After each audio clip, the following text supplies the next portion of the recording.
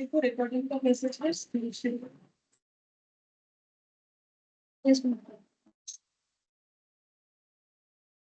तो हम लोग जॉइंट प्रोडक्ट बाय प्रोडक्ट कर रहे थे, उसमें हम लोगों ने ये इलास्ट्रेशन सारा कंप्लीट कर लिया था लास्ट क्लास में, और प्रैक्टिकल क्वेश्चन 1 तक किया था। अभी हम लोग प्रैक्टिकल क्वेश्चन 2 से स्टार्ट करेंगे।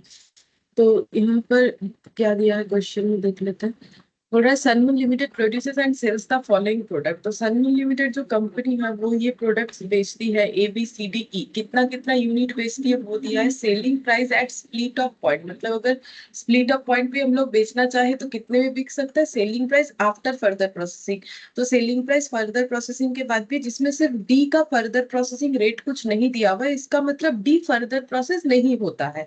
डी पहला बार प्रोसेस जो होने से जिस तरीके से डी प्रोड्यूस होता है वो डी के फॉर्म में बिक जाएगा, फर्दर प्रोसेस होके नहीं बिकेगा। रॉ मटेरियल का कॉस्ट लगा है 35,90,000। Other manufacturing expenses 5,47 in the manufacturing process which are absorbed on the product on the basis of their net realisable value. तो प्रोसेस को परफॉर्म करने के लिए जो खर्चा लग रहा है रॉ मटेरियल का, और यहाँ पर जो है मैन्युफैक्चरिंग एक्सपेंसेस, ये दोनों टोटल करने से हमें क्या मिलेगा, जॉइंट कॉस्ट। ठीक है, अब ये जॉइंट कॉस्ट को कैसे एब्सॉर्ब यानी डिस्ट्रीब्यूट या अपोर्शन करवाना है नेट रियलाइजेबल वैल्यू पे, तो हम लोग को बता दिया है कि कैसे करके अपोर्शन करना है। नेट रियलाइजेबल वैल्यू मेथड जो हम लोगों ने लास्ट क्लास में किया भी था। Further processing cost A B C E का दे दिया है ये सब। ठीक है, डी का नहीं दिया क्योंकि डी होता ही नहीं है फर्दर प्रोसेस। फिर बोल रहा है you are required to prepare the following in respect of the coming year. तो हमें क्या करना है, ये 2 पॉइंट रेडी करके देना है। Statement showing income forecast of the company assuming that none of its product are to be further process. मतलब अगर फर्दर प्रोसेस नहीं करेंगे कोई भी प्रोडक्ट को, देन हम लोगों का इनकम क्या होगा, इस कंपनी का इनकम फोरकास्ट दिखाना है। Statement showing income forecast of the company assuming that product A B C E are to be further process. तो हमें फर्दर प्रोसेस करके क्या इनकम होगा, अगर फर्दर प्रोसेस नहीं करते हैं तो क्या इनकम होगा वो बताना है। Can you suggest any other production plan whereby the company can maximise its profit. क्या हमारे पास इसके अलावा कोई प्रोडक्शन प्लान है जिससे कंपनी अपना प्रॉफिट मैक्सिमाइज कर सकती है, अगर है, if yes then submit a statement showing income forecast arising out of adoption of that plan। तो वो प्लान अडॉप्ट करके क्या इनकम वगैरह हमारा ज्यादा कम हो रहा है, मतलब ज्यादा ज्यादा होगा तभी दिखाना है, तो हमें बताना चाहिए, ये बोल रहा है। ठीक है, तो स्टार्ट करते हैं पहले क्वेश्चन नंबर 2।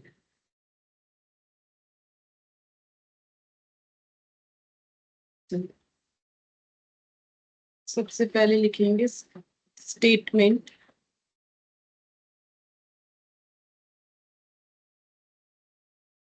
एक काम करते हैं, पूरा डायग्राम बना लेते हैं, बार बार क्वेश्चन नहीं देखना पड़ेगा।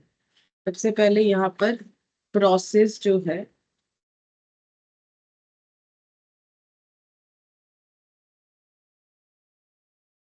प्रोसेस में हमारा A B C D E produce होगा।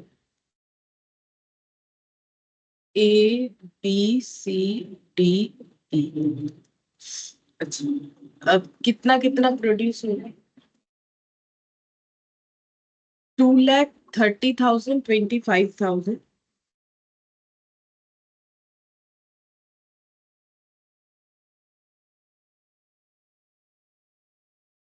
30,000 यूनिट, 25,000 यूनिट,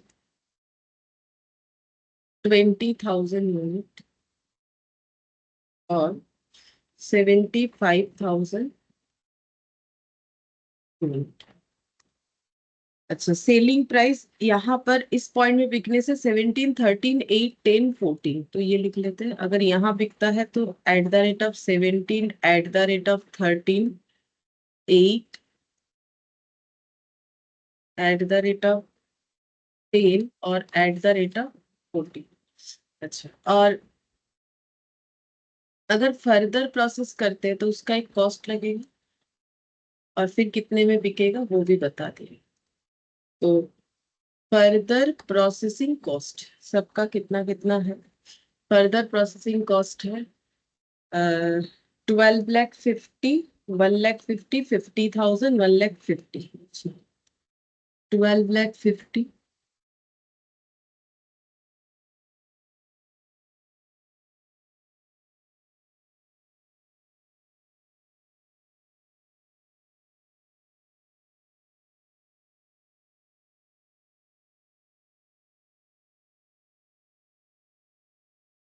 डी तो फर्दर प्रोसेस नहीं होगा, तो इस पे क्रॉस लगा देते हैं, ये फर्दर प्रोसेस नहीं हो रहा है, 1,50,000।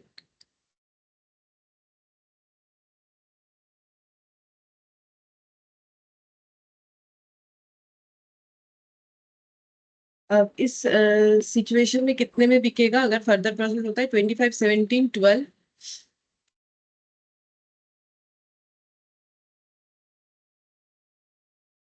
और ये 20।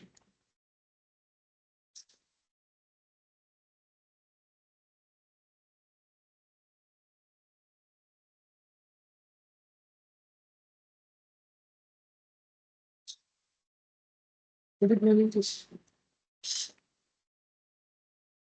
Good morning ma'am.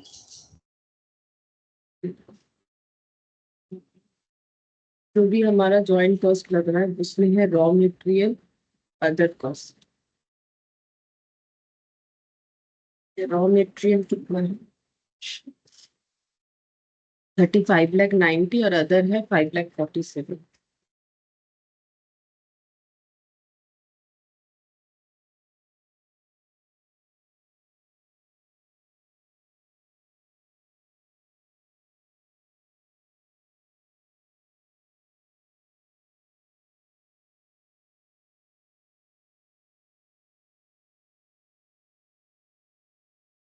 माइनस क्यों?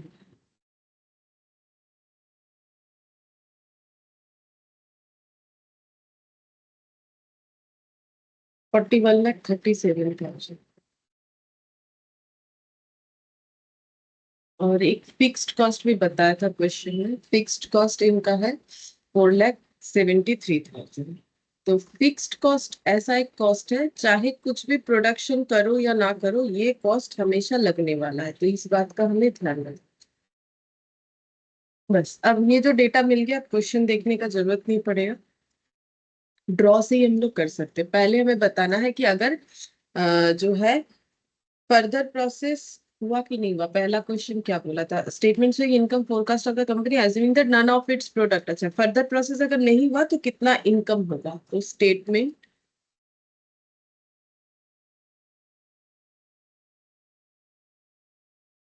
Showing income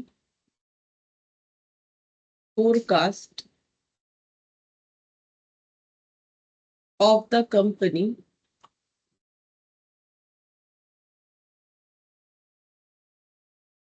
assuming that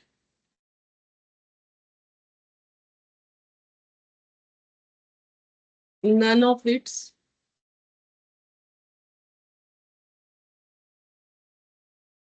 products are further processed।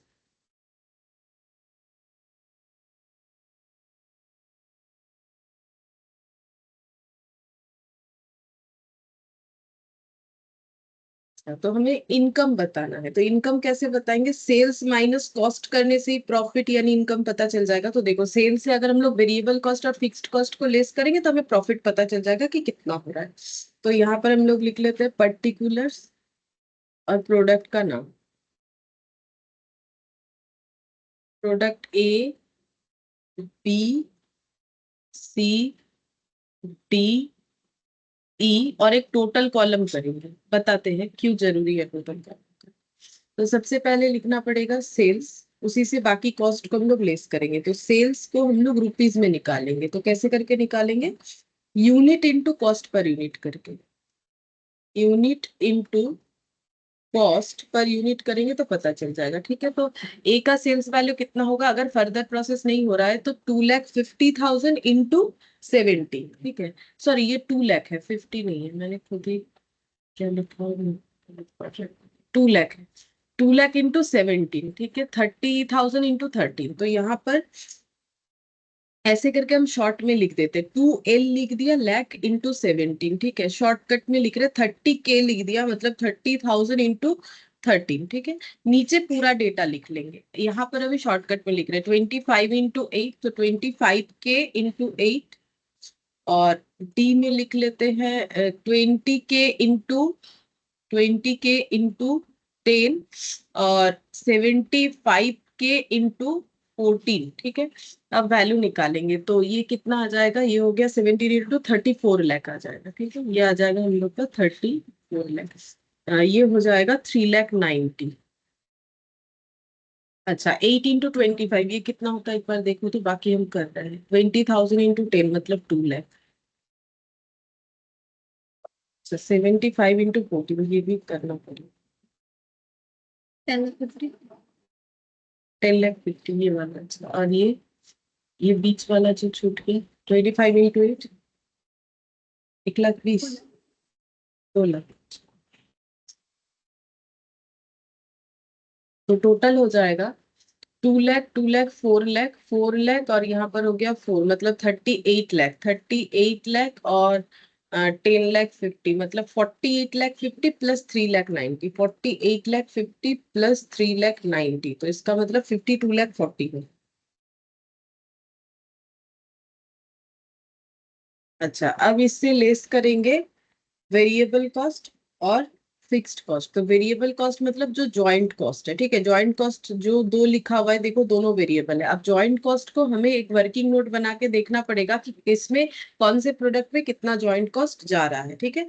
और लेस करेंगे फिक्स्ड कॉस्ट। अब फिक्स्ड कॉस्ट कितना लिखेंगे, तो वो तो हमें दे दिया। अब हमें प्रोडक्ट वाइज तो फिक्स्ड कॉस्ट नहीं पता है, बट टोटल में पता है, ठीक है। हम लोग प्रोडक्ट वाइज डिस्ट्रीब्यूट भी नहीं कर सकते हैं क्योंकि हमारे पास उसके लिए कोई बेसिस नहीं है, ठीक है। और होता भी नहीं है, फिक्स्ड कॉस्ट ऐसे टोटल में ही किया जाता है। तो ये फिक्स्ड कॉस्ट इधर लिख दिया।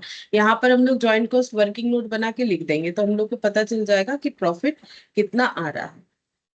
अच्छा अब ज्वाइंट कॉस्ट निकालने के लिए हमें कौन सा मेथड फॉलो करना पड़ेगा, वो भी क्वेश्चन हमें बता दिया था कि net realisable value method follow करना पड़ेगा, ठीक है। अच्छा तो यहाँ पर वर्किंग नोट बनाएंगे, लेकिन और एक क्वेश्चन उसके लिए भी जगह रखना पड़ेगा, ठीक है। उसके लिए भी इतना ही जगह रखेंगे तो हो जाएगा ना, सेम ही तो होगा। यहाँ पर लिख वर्किंग नोट नंबर 1। अच्छा उसके बाद कमेंट भी करना पड़ेगा तो और थोड़ा ज्यादा जगह रखते हैं, फिर बनाएंगे वर्किंग नोट नंबर। यहाँ बनाए। अच्छा apportionment of joint cost.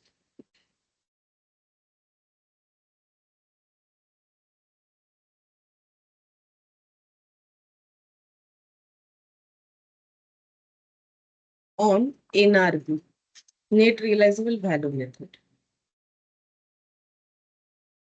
A B C D E। Net realisable value method में हम लोग क्या देखते हैं, sales value at final point, sales value of final product, ठीक है। मतलब फाइनली जो प्रोडक्ट बन के रेडी होगा उसका सेल्स वैल्यू हमें देखना पड़ता है, लास्ट क्लास में बताया था। तो फाइनली ये प्रोडक्ट बन रहा है मतलब 25 इंटू 2 लाख होगा। तो 2 lakh into 25, 30,000 into 17, 25,000 into 12। D का वही रह जाएगा और ई का हो जाएगा 20 इंटू 75,000, ठीक है। तो लिख लेते हैं यहाँ पर 2 लाख इंटू 25। इसके बाद 30,000 इंटू 17, ये दो याद था। उसके बाद 25 इंटू 12, 20 इंटू 10।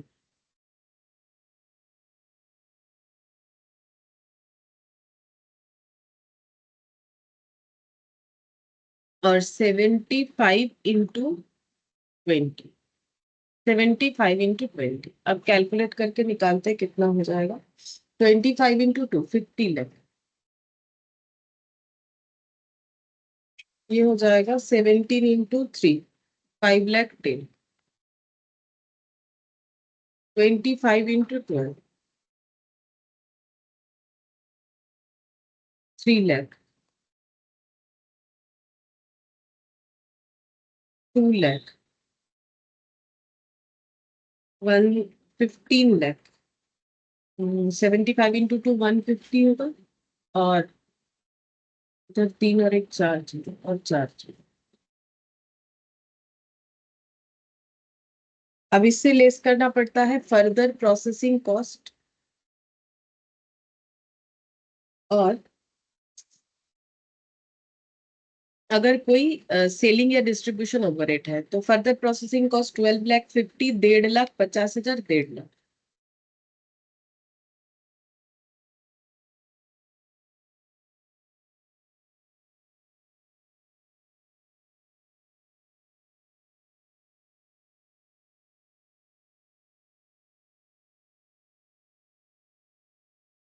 ये तो फर्दर प्रोसेस नहीं हो रहा है, तो इसका फाइनल सेल्स वैल्यू ये जितना है उतना ही होगा। तो अब हमारा कोई क्योंकि सेलिंग डिस्ट्रीब्यूशन ओवरहेड नहीं है तो यही एनआरवी हो जाएगा। तो 50,00,000 माइनस 12,50,000 तो कितना आ जाएगा? 37,50,000। अच्छा, ये आ जाएगा 5,10,000 और 1,50,000 का डिफरेंस।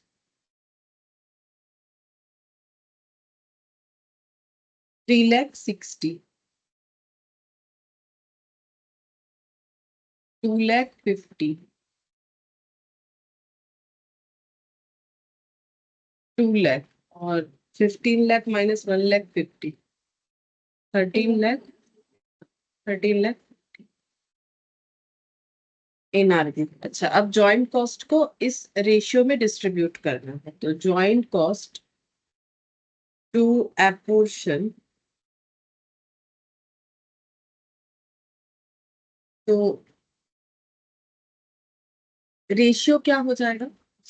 तो रेशियो हो जाएगा ये सब इस टू। तो हम लोग इसको ऐसा कर सकते हैं कि हम लोग कैसे निकालेंगे रेशियो? निकालने का मतलब ये सब का रेशियो हो जाएगा, मतलब हम जस्ट ऐसे लिख रहे हैं ये सब का रेशियो, मतलब जब हम लोग डिस्ट्रीब्यूट करेंगे तो जॉइंट कॉस्ट ऊपर रहेगा डिवाइडेड बाय ये सारे रेशियो का टोटल इनटू पहले 37.5, फिर उसके बाद 3 ऐसे करके चेंज होते जाएगा। तो क्यों ना हम लोग ये वाला निकाल ले डायरेक्टली, उसके बाद करते जाए तो हमारे लिए आसान हो जाएगा। मतलब हम ये कहना चाह रहे हैं कि हम लोग ऐसे लिख सकते हैं कि ज्वाइंट कॉस्ट हम लोग का कितना आया है? 41,37,000। ठीक है, तो हमारा एक्चुअली ऐसे हो जाएगा 41,37,000 डिवाइडेड बाई ये सबका टोटल।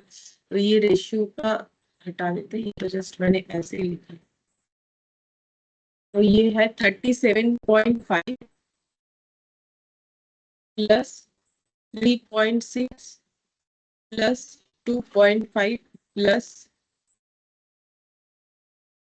2 और 13.5, 59.1, मतलब 59,10,000। ये करने से जितना आएगा अगर हम लोग वो लिख लेते हैं तो उसके बाद सिर्फ मल्टीप्लाई करने से ही हो जाएगा। 41.37 डिवाइडेड बाई 59.1, तो ये आ रहा है 0.7। ठीक है, अब ये पता चल गया। अब इंटू 37.5 इंटू 3.6 ऐसे करेंगे तो कॉस्ट पता चलेगा। मतलब रेशियो को थोड़ा शॉर्टकट प्रोसेस में लिख लिया क्योंकि इतना बड़ा बड़ा डेटा लिखने में टाइम लगेगा। तो पहला आ रहा है 26,25,000। अच्छा, अब इसके बाद 3,60,000 का 70%, मतलब 0.7, तो ये कितना आ जाएगा? 2,50,000।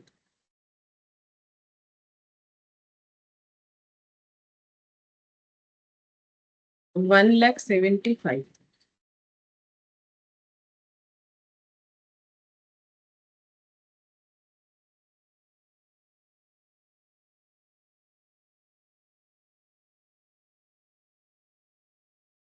9,45,000। तो पता चल गया ज्वाइंट कॉस्ट। अब ये ज्वाइंट कॉस्ट हम लोग यहाँ पर ऊपर लिखेंगे। 26,25,000, 2,52,000, 1,75,000।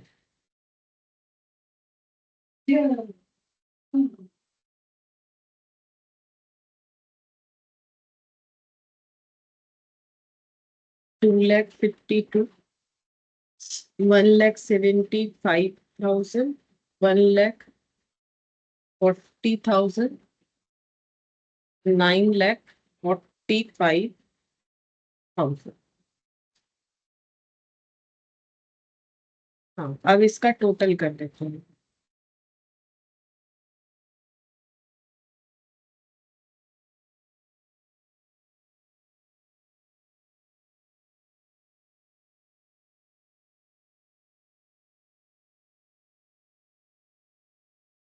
11.37।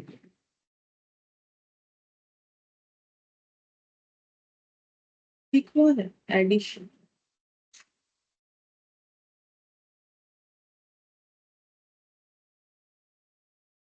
सॉरी 41.37 मतलब 41,37,000 ठीक हुआ है 41,37,000।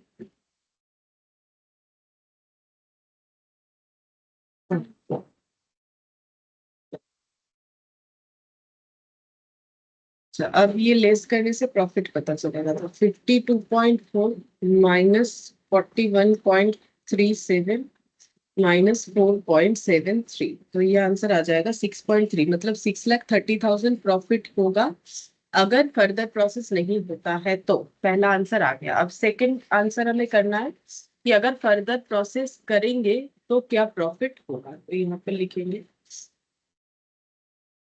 Statement showing computation of profit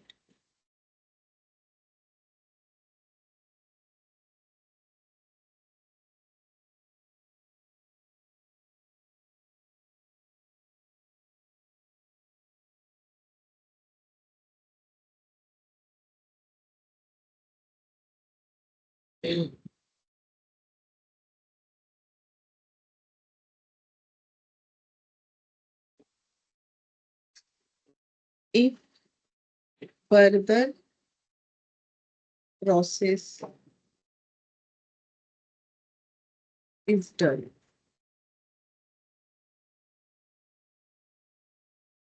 particulars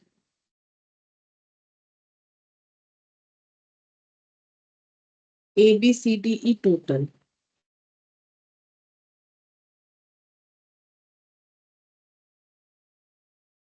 सबसे पहले लिखेंगे सेल्स वैल्यू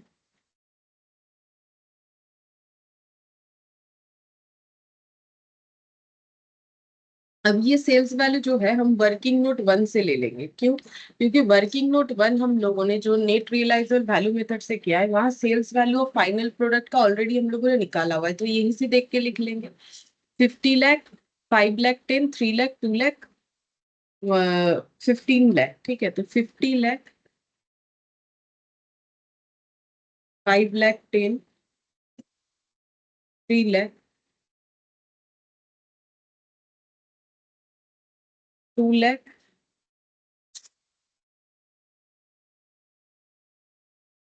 और 1 लाख नहीं 15 लाख तो टोटल करने से कितना आएगा तो ये हो जाएगा 3 और 2 5 लाख 5 और ये 15 20 लाख 20 और 50 70 75 लाख 10,000 फिर लेस करना पड़ेगा जॉइंट कॉस्ट जो भी हमारा निकला हुआ है वर्किंग नोट वन से मतलब जब जो अभी लिखा था वही लिखेंगे सेम ही होगा क्योंकि सेम मेथड से मेथड तो हमें चेंज करने नहीं बोला है 26,25,000 2,53,000 1,75,000 1,40,000 9,45,000 और टोटल में 41,37,000। अच्छा अब नेक्स्ट लिखेंगे फर्दर कॉस्ट यहाँ पर वो भी आएगा वो भी हमारा कॉस्ट है वो भी लेस करना पड़ेगा जैसे अगर हम लोग इस सिचुएशन में प्रॉफिट पता करना चाहते हैं तो सिर्फ एक ही कॉस्ट इनकट हो रहा है जो कि ये वाला है सॉरी ये वाला है और ये वाला है उसका डिस्ट्रीब्यूशन लेकिन जब हम लोग यहाँ का करेंगे तो ये कॉस्ट भी हमें लेस करना पड़ेगा जो फर्दर प्रोसेस कॉस्ट है प्रॉफिट पता करने के लिए तो वही कर रहे हैं तो यहाँ पर लेस कर देंगे फर्दर प्रोसेस कॉस्ट जो कि है 12,50,000 1,50,000 1,50,000 ठीक है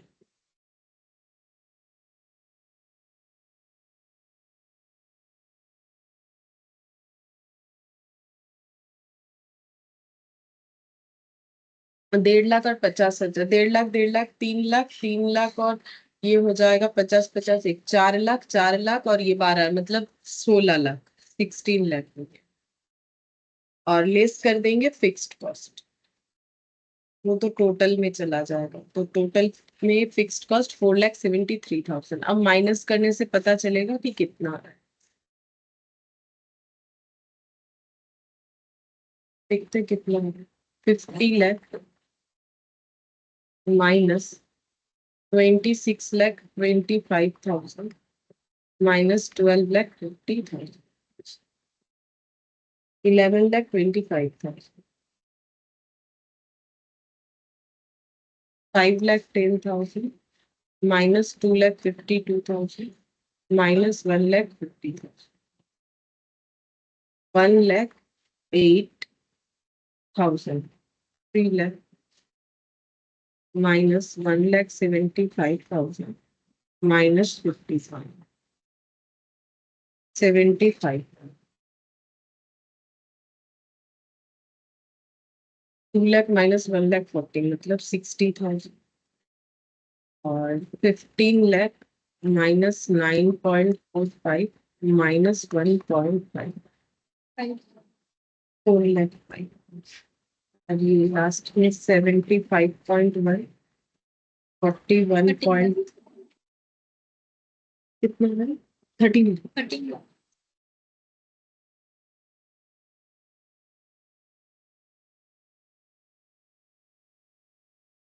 अच्छा अब कमेंट करना है कि क्या करना चाहिए। ये दोनों तो निकाल लिया हम लोगों ने, ये ए और बी हो गया कि अगर ऐसा होता है तो क्या। अब हमें सजेशन देना पड़ेगा कि कोई ऐसा प्रोडक्ट प्लानिंग है कि जिसमें मैक्सिमाइज प्रॉफिट हो। तो कैसे करके पता करेंगे, जैसे हम लोग इंडिविजुअली प्रोडक्ट को चेक कर सकते हैं, फिगर को कंपेयर करके बता सकते हैं। जैसे ए अगर ओ अच्छा मैंने इसका अलग अलग निकाला ही नहीं, ए वाले का वो भी तो निकालना चाहिए था, एक बार निकालना पड़ेगा ये वाला।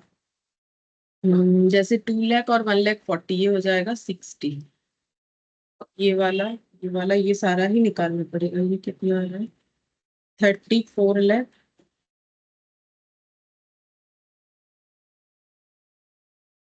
7,75,000। 3.9 minus 2.5 1,38,000. 2 lakh minus 1,75,000 25,000. 10,50,000 और 9,40,000 1,05,000 ठीक है। अब हम लोग कंपेयर कर सकते हैं, ए अगर हमारा फर्दर प्रोसेस नहीं होता है तो प्रॉफिट 7,75,000 और अगर फर्दर प्रोसेस होता है तो प्रॉफिट 11,25,000। तो ए को फर्दर प्रोसेस करना चाहिए, ठीक है। मतलब हम लोग डिसीजन देंगे कि दोनों को कंपेयर करके कि क्या करने से बेटर प्लान देंगे हम लोग, ठीक है। कंपेयर करके तो बी का 1,38,000 इधर 1,08,000 तो बी फर्दर प्रोसेस नहीं होना चाहिए, ठीक है। सी का अगर देखेंगे तो 25,000 तो सी फर्दर प्रोसेस होना चाहिए, ठीक है। डी का अगर देखें तो दोनों केस में सेम ही होगा क्योंकि डी तो वैसे भी फर्दर प्रोसेस हो नहीं रहा है। ई का 4,05,000 और 1,05,000 तो ई को फर्दर प्रोसेस करना चाहिए। तो इसका मतलब हमारा जो कमेंट है वो ये होगा कि क्या क्या फर्दर प्रोसेस हो रहा है क्या नहीं हो रहा है, कंपेयर करके मैक्सिमाइज प्रॉफिट जनरेट होगा वो प्रोडक्ट प्लान हमें देना है, ठीक है। Production plan. तो कमेंट यहाँ पर लिखिए, on comparing the figure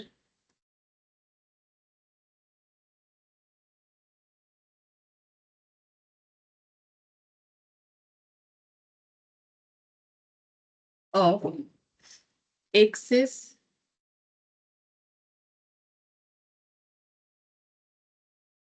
revenue over cost of manufacturing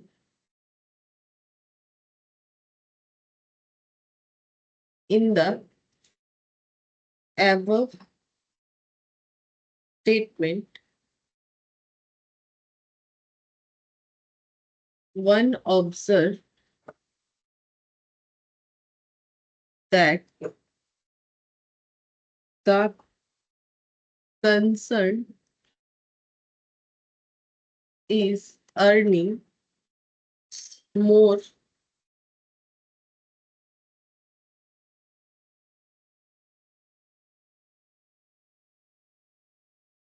after further process of। और अगर टोटल में देखे, देखो यहाँ प्रॉफिट है 6,30,000 और यहाँ पर है 13 लाख, ठीक है।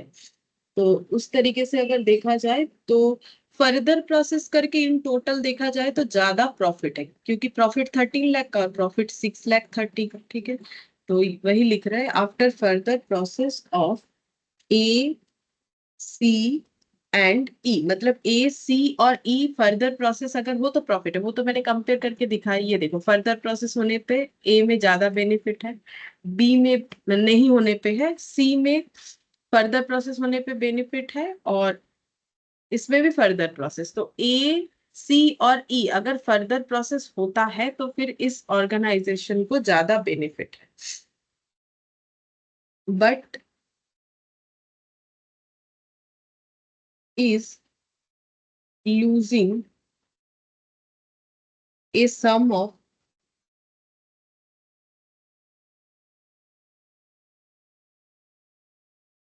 50,000 rupees if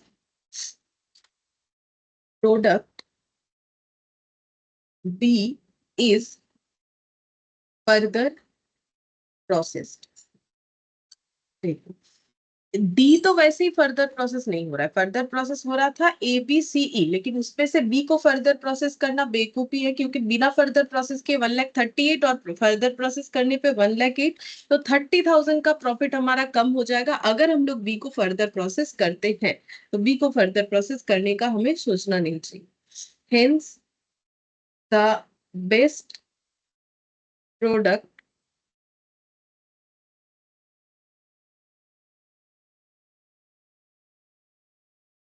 plan will be to sell A, C, and E after further process, and B and D at split of point। T तो वैसे स्प्लिट ऑफ पॉइंट पे बिकेगा, क्योंकि वो तो फर्दर प्रोसेस होता ही नहीं, हो ही नहीं रहा है यहाँ पर। फिर भी लिख दिया कि बेस्ट प्लान यही है कि ए सी को फर्दर प्रोसेस करो, बी डी को बिना फर्दर प्रोसेस किए ही बेच दो। तो ये सब क्वेश्चन आसान होता है, लेकिन डेटा इतना बड़ा बड़ा होता है कि लिखने में करने में टाइम चला जाता है। ठीक है, अच्छा फिर हम लोग क्वेश्चन नंबर 3 करते हैं। क्वेश्चन नंबर 3 में क्या बोला है देखते हैं।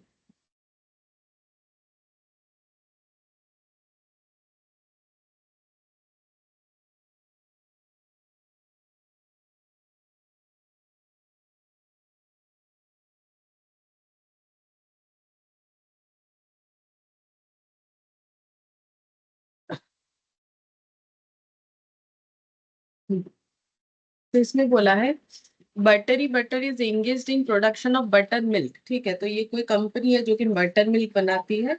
अच्छा, बटर मिल्क, बटर एंड घी, ये तीन चीज बनाती है। It purchase processed cream and let it through the process of churning until it separates into butter milk and butter. क्यों?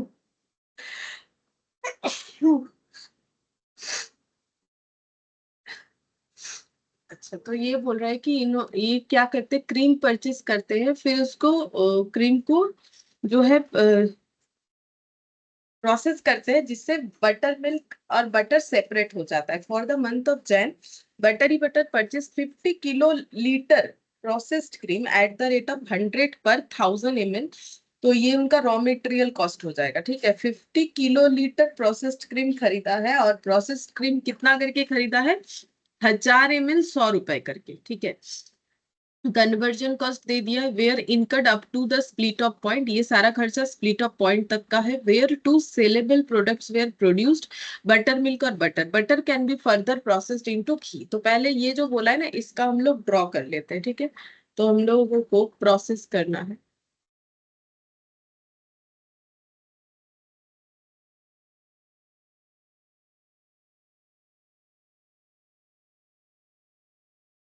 प्रोसेस करके हमें मिलेगा मेनली दो प्रोडक्ट, बटर और बटर मिल्क और बटर। अच्छा, और बटर फर्दर प्रोसेस होके घी बन जाएगा, बटर जो है वो फर्दर प्रोसेस होके घी बनेगा। ऐसा क्वेश्चन में बोल रखा है, और इधर हमें रॉ मटेरियल के नाम पे क्रीम देना है। रॉ मटेरियल प्रोसेस्ड क्रीम, तो उसका हमारा कॉस्ट कितना पड़ जाएगा। और एक है कन्वर्जन। तो रॉ मटेरियल का कॉस्ट कितना पड़ेगा, देखो बोल रहा है कि 1000 ml 100 रुपए, 500 किलो लीटर मतलब कितना ml, पहले ये निकालना पड़ेगा तब जाके कॉस्ट निकाल सकेंगे। बोलो 500 किलो लीटर मतलब कितना ml। तो सबसे पहले तो ये बताना है 1 किलो लीटर मतलब कितना ml यानी मिलीलीटर। तो उसका एक वर्किंग नोट बनाते हैं। बोलो 1 किलो लीटर यानी कितना मिलीलीटर।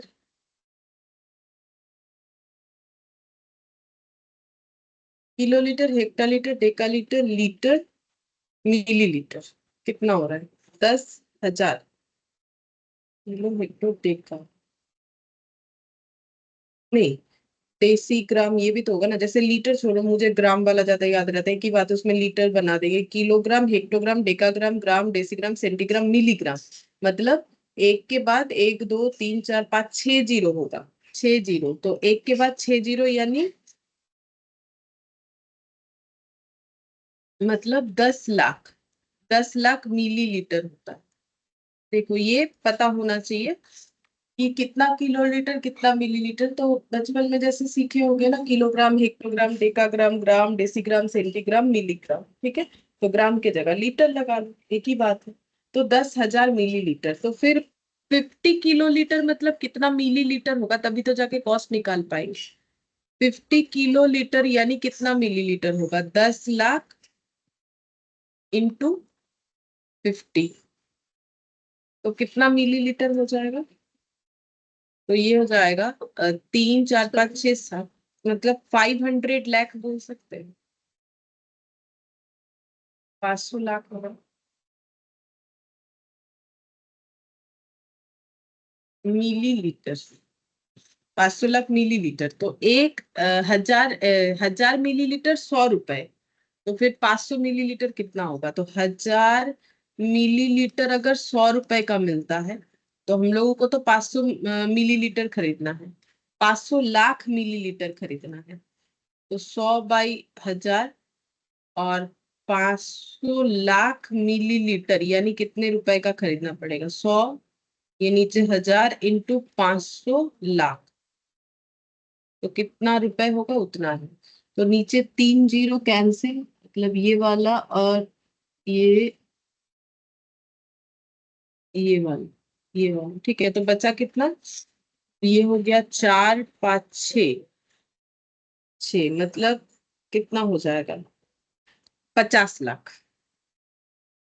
इसका आंसर आ रहा है 50 लाख, 50 लाख रुपीज। देखो ये समझ में आ गया है कि 50 लाख रुपए का रॉ मटेरियल खरीदना पड़ेगा। तो यहाँ रॉ मटेरियल का कैलकुलेशन भी करने आना चाहिए। अगर हमें किलो लीटर मिलीलीटर ट्रांसफर नहीं आएगा तो फिर हम लोग ये कैलकुलेशन आगे का कर ही नहीं पाएंगे। कन्वर्जन कॉस्ट 1 लाख, तो टोटल हो जाएगा 51।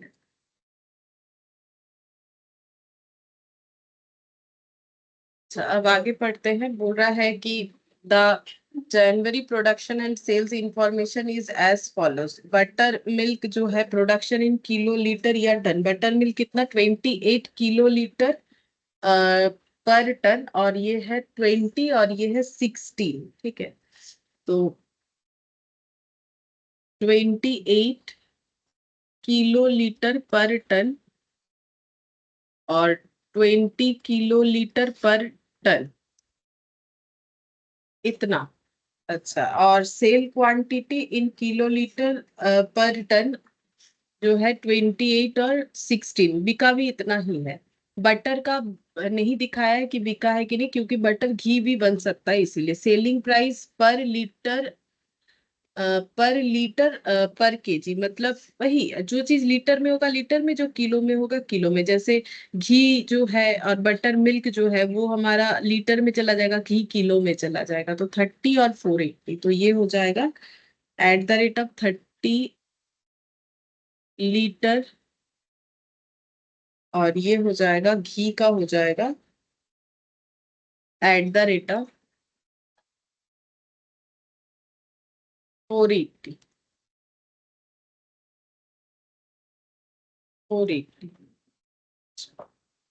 All 20 ton of butter were further processed at an incremental cost of 1,20,000. तो ये पूरा 20, देखो ये पूरा 20 क्या बोला है, टन ऑफ बटर। तो एक्चुअली बटर के लिए क्या यूज होगा, टन यूज होगा। ठीक है, वो दोनों लिखा हुआ था तो मैंने भी लिख दिया, बट बटर के लिए हमारा यहाँ टन यूज हो रहा है। तो जो 20 टन बटर है वो पूरा पूरा फर्दर प्रोसेस हुआ है, कितने रुपए लगा के, 1,20,000 रुपए खर्चे करके ये घी में ट्रांसफर किया गया।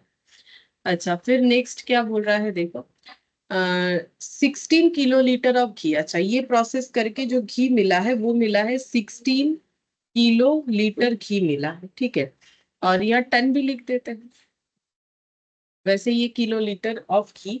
देयर वॉज नो ओपनिंग और closing inventories of butter milk, butter और ghee in the month of Jan. तो ओपनिंग या क्लोजिंग कोई इन्वेंट्रीज है नहीं, हमें क्या दिखाना है, show how joint cost would be apportioned between buttermilk and butter under estimated net realizable value method। तो हमें net realizable value method का यूज करना है, joint cost को apportion करके दिखाना है बटर मिल्क और बटर पे।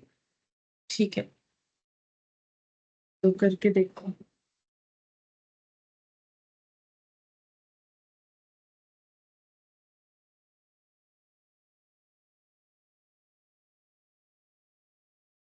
Calculation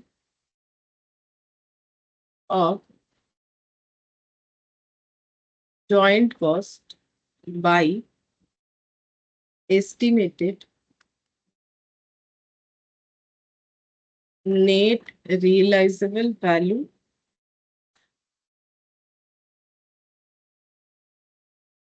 method।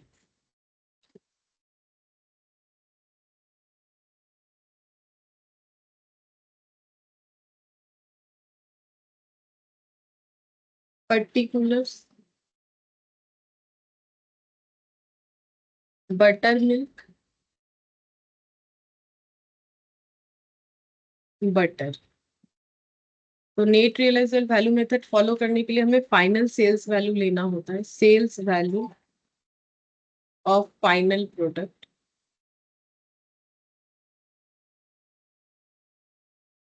अच्छा, तो कैसे करके निकालेंगे सेल्स वैल्यू, तो ये थोड़ा समझने वाला पॉइंट है। जैसे कि बटर मिल्क कैसे बिकेगा, बोला है बटर मिल्क बिकेगा 28 किलो लीटर। तो देखो मिल्क है तो इसमें टन नहीं होके लीटर एप्लीकेबल हो जाएगा, इतना किलो लीटर।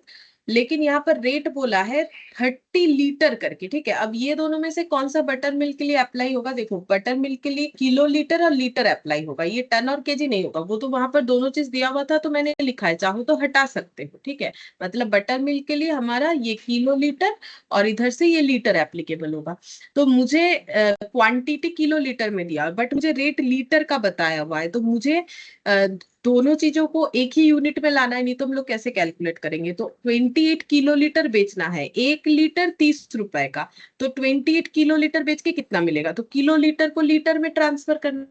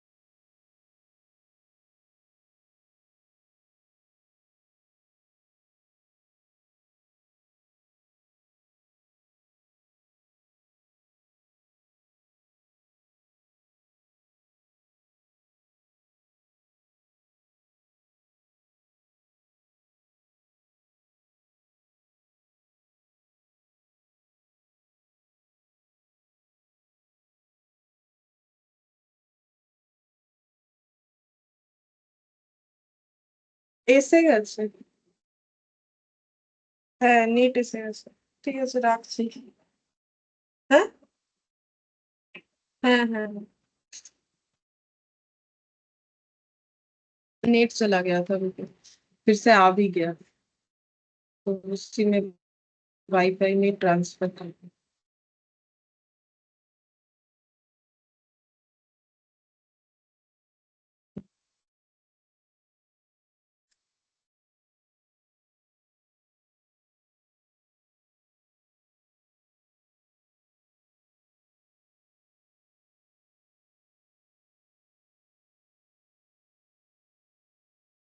ठीक है, देखो स्क्रीन शेयर है ना। हाँ तो 28 किलो लीटर को हमें लीटर में ट्रांसफर करना पड़ेगा, ठीक है। तब जाके, क्योंकि रेट हमारा लीटर वाला है ना, तो अगर लीटर में ट्रांसफर नहीं करेंगे तो नहीं होगा। तो 28 किलो लीटर इंटू 1000, क्योंकि किलो लीटर से लीटर जाने का मतलब 1000 से मल्टीप्लाई करना, तो ये लीटर में ट्रांसफर हो गया। अब 1 लीटर 30 रुपीज का है, तो इतना लीटर कितने रुपीज का होगा, निकल जाएगा। अच्छा, अब ये मल्टीप्लाई करने से 28 इंटू 30 इंटू 1000, 28 लाख है, इंटू 30 है, इंटू 1000 है, और ऊपर से लाख यानी ना सॉरी, लाख नहीं, ये तो किलो लीटर था, तब ठीक है, 8,40,000 है। अच्छा, फिर ये बटर, बटर का देखते हैं ना। बटर का है 20 किलो लीटर पर टन। अच्छा, बटर का लेकिन टन में होगा, ठीक है, लीटर में नहीं होता है बटर, तो 20 टन। और लेकिन फाइनल प्रोडक्ट देखना है तो घी लेना पड़ेगा, क्योंकि हम लोग एनआरबी मेथड कर रहे हैं, तो हमें घी का देखना पड़ेगा फाइनल प्रोडक्ट। तो बटर नहीं है हमारा फाइनल प्रोडक्ट, इस केस में घी है। तो घी तो है वो टन में होगा। 16 टन जो है प्रोडक्शन हुआ है, और 480 लीटर या @ 480 रुपए 1 किलो का, या 1 लीटर का 480। तो घी तो हमारे केजी में होगा, देखो घी के लिए ये दो यूज होगा, ठीक है। जैसे बटर मिल्क के लिए ये, और ये वाला हमें रेट लेना चाहिए, मतलब यूनिट का बात कर रहे हैं, और बटर के लिए भी टन होगा। तो इसका मतलब घी जो है 16 टन घी है, और 480 रुपीज पर किलो। तो अब किलो और टन को किलो में या किलो को टन में, कुछ तो एक करना पड़ेगा। तो एक काम करते हैं, टन को ही किलो में ट्रांसफर कर लेते हैं। तो 1 किलो यानी 1000 टन होता है, ठीक है, ये सब पता होना चाहिए। 1 किलो यानी 1000 टन होता है। तो 16 टन यानी कितना किलो हो जाएगा, 1 किलो 1000 टन, तो 16 टन मतलब 16,000 किलो। और 1 किलो 480 रुपए करके, तो फिर इतना किलो कितने करके हो जाएगा, तो 16 इंटू 48, तो 76। ये और जीरो हो जाएगा, 3 और 1 4 जीरो, ठीक है, 76,80,000। फिर लेस करेंगे फर्दर प्रोसेस कॉस्ट, ये गिवन है, बस देख देख के लिख लेना। 1,20,000 वो एक ही में होगा, ये तो वैसे भी फर्दर प्रोसेस होता है नहीं, तो 1,20,000। तो एनआरबी आ जाएगा 8,40,000, और ये माइनस करने से हो जाएगा 75,60,000। अच्छा, अब apportionment of drawing form.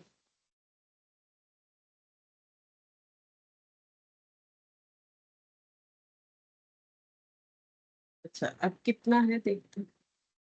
51 lakh है जॉइंट कॉस्ट। तो 51 लाख ऐसे करके लिख सकते हैं हम लोग, लिख देने से क्लियरेंस हो जाएगा कि कैसे करके है। In ratio of 8,40,000 is to 75 lakh. 75.6 plus 8 ये हो जाएगा। अच्छा, थोड़ा गलत लिख दिया, 70। ये 1:2 आई थिंक 9 हो जाएगा, क्योंकि ये मुझे लगता है 9 से डिविजिबल है। 75,60,000 डिवाइडेड बाई 8,9, 1:9, तो 1:9 में 51 लाख, तो 10 से डिवाइड हुआ, इंटू, तो एक हो जाएगा 5,10,000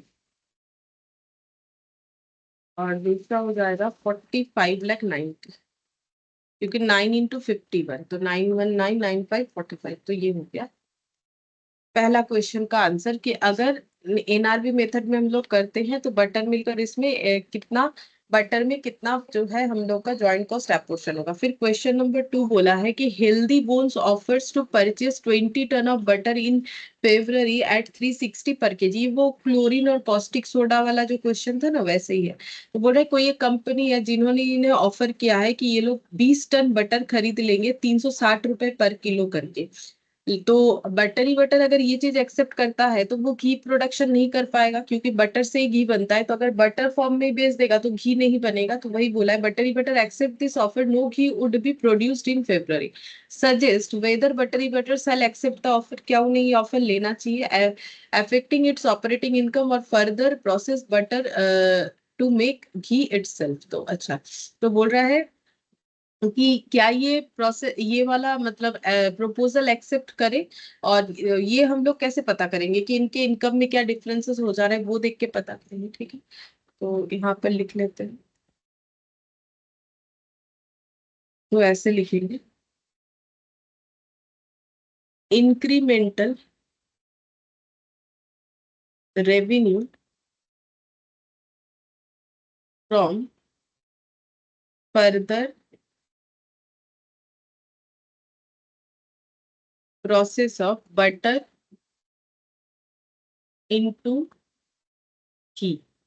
ठीक है, मतलब देखो, इंक्रीमेंटल तो मुझे पता नहीं होगा कि नहीं, बट हम लोग चेक करते हैं। मतलब ये कहना चाह रहे हैं कि अगर कोई इंक्रीमेंट हुआ बटर से घी बनाने पे, तो ही फिर हमें फर्दर प्रोसेस करके घी बनाना चाहिए, ऑफर एक्सेप्ट नहीं करना चाहिए। और अगर नहीं हुआ तो ऑफर एक्सेप्ट करना चाहिए। ठीक है, तो हम लोग ऐसे लिख सकते हैं कि घी को बेच के हमें कितना मिल रहा है, सेल्स वैल्यू ऑफ घी। घी को अगर बेचेंगे तो हमें कितना मिलेगा। अगर घी को बेच देंगे, वो हम लोगों ने कैलकुलेट नहीं किया है, घी को बेचेंगे, नहीं घी का हम लोगों ने कैलकुलेट किया है, तो यहाँ से देख देख के लिखेंगे। ये वाला 8 लाख, सॉरी 76,80,000, 480 इंटू 16 इंटू 1000।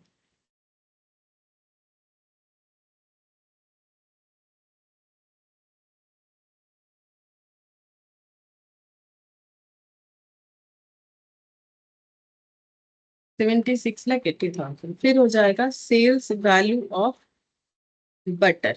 ठीक है, तो बटर का सेल्स वैल्यू क्या है। तो बटर का सेल्स वैल्यू यहाँ पर चेक करेंगे, क्योंकि वो हम लोगों ने निकाला नहीं, वो लिखा हुआ जरूर बटर है, बट हम लोगों ने तो घी का निकाला है ना फाइनल प्रोडक्ट का। बटर का सेल्स वैल्यू है, बटर भी टन में होगा, तो 20 टन। और कितना करके बिकेगा, पहले कुछ नहीं बोला था, बट इनका ऑफर बोला है कि ये लोग कितने से खरीद लेंगे, 360 रुपए पर किलो से खरीद लेंगे। ठीक है, तो 1 किलो 360 रुपए, तो 20 टन का कितना होगा। तो 20 टन यानी कितना किलो, पहले वो निकालना पड़ेगा। हमारे पास 360 रुपए किलो का जो है रेट आया है।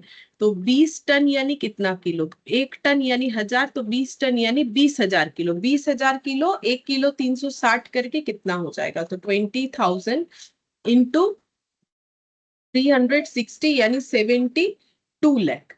ठीक है, तो अगर हम लोग बटर कंडीशन में बेचते हैं तो हमें 72 लाख मिलेगा, और अगर हम लोग घी बना के बेचते हैं तो हमें 76,80,000 मिलेगा। मतलब हमारा रेवेन्यू इंक्रीज हो रहा है। रेवेन्यू कितना हो रहा है यहाँ पर देखते हैं, यहाँ पर डिफरेंस आ रहा है। हाँ, लेकिन ये पूरा ही हमारा इंक्रीमेंटल रेवेन्यू नहीं है। क्यों, क्योंकि ऐसा नहीं है कि बटर से घी बिना कुछ खर्चा किए ही बन गया, ये तो पॉसिबल नहीं। तो हम लोग ये नहीं बोल सकते हैं कि 4,80,000 का पूरा एक्स्ट्रा इनकम होगा। इस एक्स्ट्रा इनकम को पाने के लिए हम लोगों को एक खर्चा भी करना पड़ा, जिसको हम लोग बोलते हैं फर्दर प्रोसेसिंग कॉस्ट।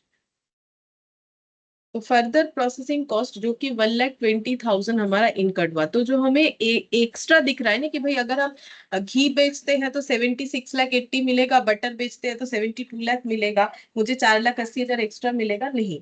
मुझे मेरे पॉकेट से उसके जगह 1,20,000 भी निकलेगा अगर मुझे 4,80,000 का एक्स्ट्रा इनकम करना है। तो मेरा जो नेट इंक्रीमेंट हो रहा है वो कितना हो रहा है फिर, 3,60,000। ठीक है, तो ये मेरा है एक्चुअली इंक्रीमेंटल इनकम। तो इंक्रीमेंट तो हो रहा है।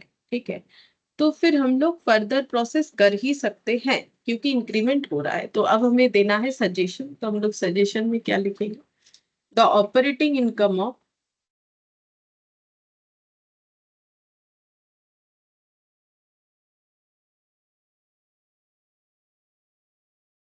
Buttery butter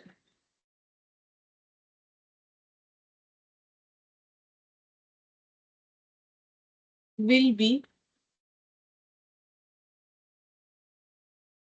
reduced by 3,60,000। 3,60,000 से कम हो जाएगा अगर वो ऑफर एक्सेप्ट करते हैं, इन पे if it sell 20 ton of butter to Healthy Bones, जो कंपनी का नाम था, instead of further processing.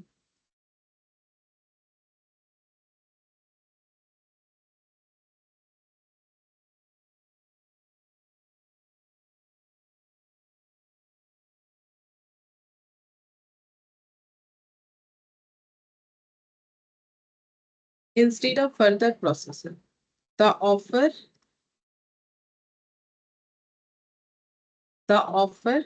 should not be accepted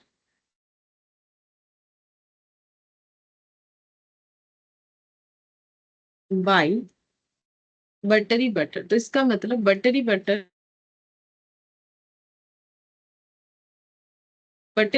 को ये ऑफर एक्सेप्ट नहीं करना चाहिए। क्यों? क्योंकि अगर वो बटर बना के ही बेच देगा तो उसका लॉस हो जाएगा 3,60,000। नेक्स्ट देखते हैं, फोर्थ में बोल रहा है an manufacturing company uses joint production process that produces 3 product at split of point.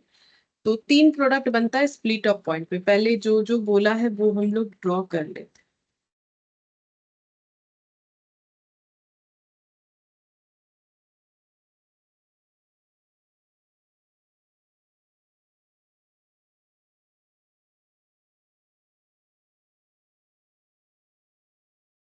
तो 3 प्रोडक्ट बनेगा, नाम अभी तक नहीं पता है, और जो ज्वाइंट कॉस्ट लग रहा है वो है 8,40,000, ये पता है। ठीक है, तो ज्वाइंट कॉस्ट लिख लेते हैं 8,40,000।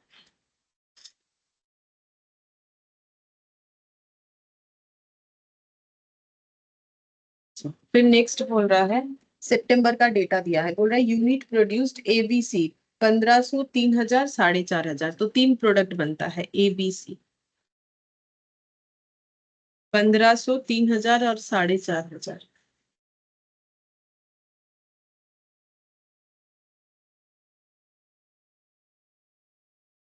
ये सब यूनिट है। अच्छा, फिर यूनिट सोल्ड, लेकिन बिका कितना है, बोल रहा है 2,000, 6,000 और 7,500। अच्छा, sale price split of point पे ए का है 100 रुपए, मतलब ए ही एकमात्र स्प्लिट ऑफ पॉइंट पे बिकता होगा।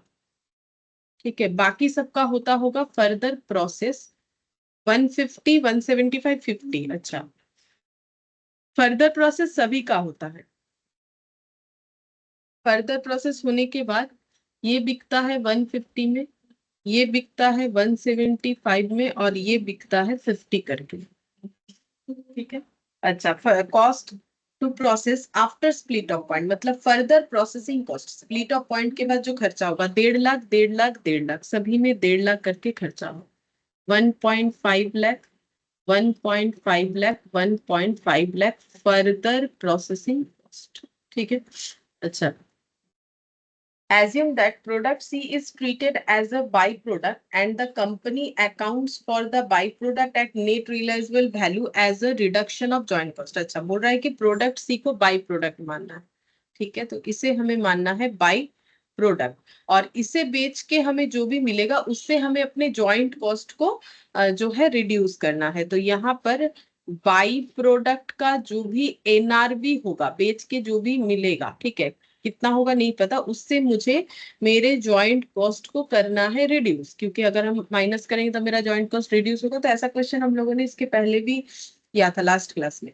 Assuming also that product B and C must be process further before they can be sold. अच्छा, तो ये फर्दर प्रोसेस करना ही पड़ेगा बी और सी को बेचने के पहले। Find out the total cost of product A, total cost of product A in September if joint cost allocation is based on NRB. बोल रहा है कि सिर्फ हमें प्रोडक्ट ए का टोटल कॉस्ट निकाल के बताना है अगर एनआरबी मेथड से जॉइंट कॉस्ट एलोकेट होगा तो। ठीक है, तो सबसे पहले हम लोग कैलकुलेट करेंगे कि हमारा जॉइंट कॉस्ट हो कितना रहा है।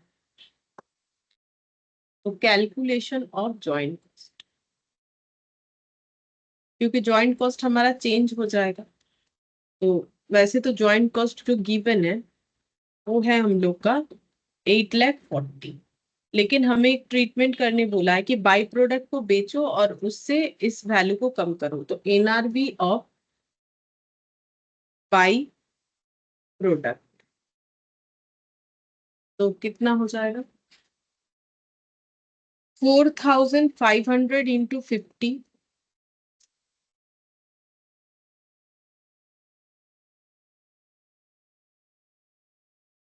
और देखो एनआरवी निकालने का मतलब क्या होता है? एनआरवी मतलब नेट रियलाइजेबल वैल्यू। तो नेट रियलाइजेबल वैल्यू कैसे निकलता है? Sales value minus further processing cost minus जो है वही सेलिंग एंड डिस्ट्रीब्यूशन ओवरहेड। तो सी प्रोडक्ट का सेल वैल्यू हो जाएगा 50 into 4,500 minus further processing cost होगा 1.5 लाख। ठीक है, और कोई हमारा सेलिंग डिस्ट्रीब्यूशन ओवरहेड नहीं है, नहीं तो वो भी लिखना पड़ता।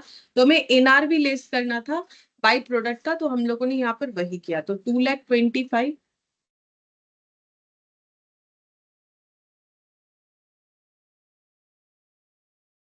माइनस 1,50,000।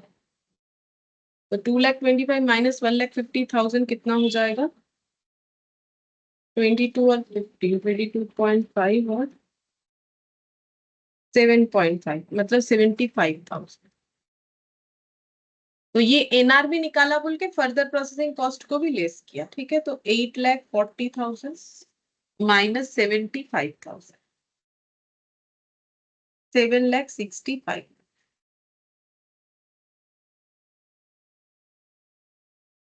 ये हो गया ज्वाइंट कॉस्ट। अच्छा, अब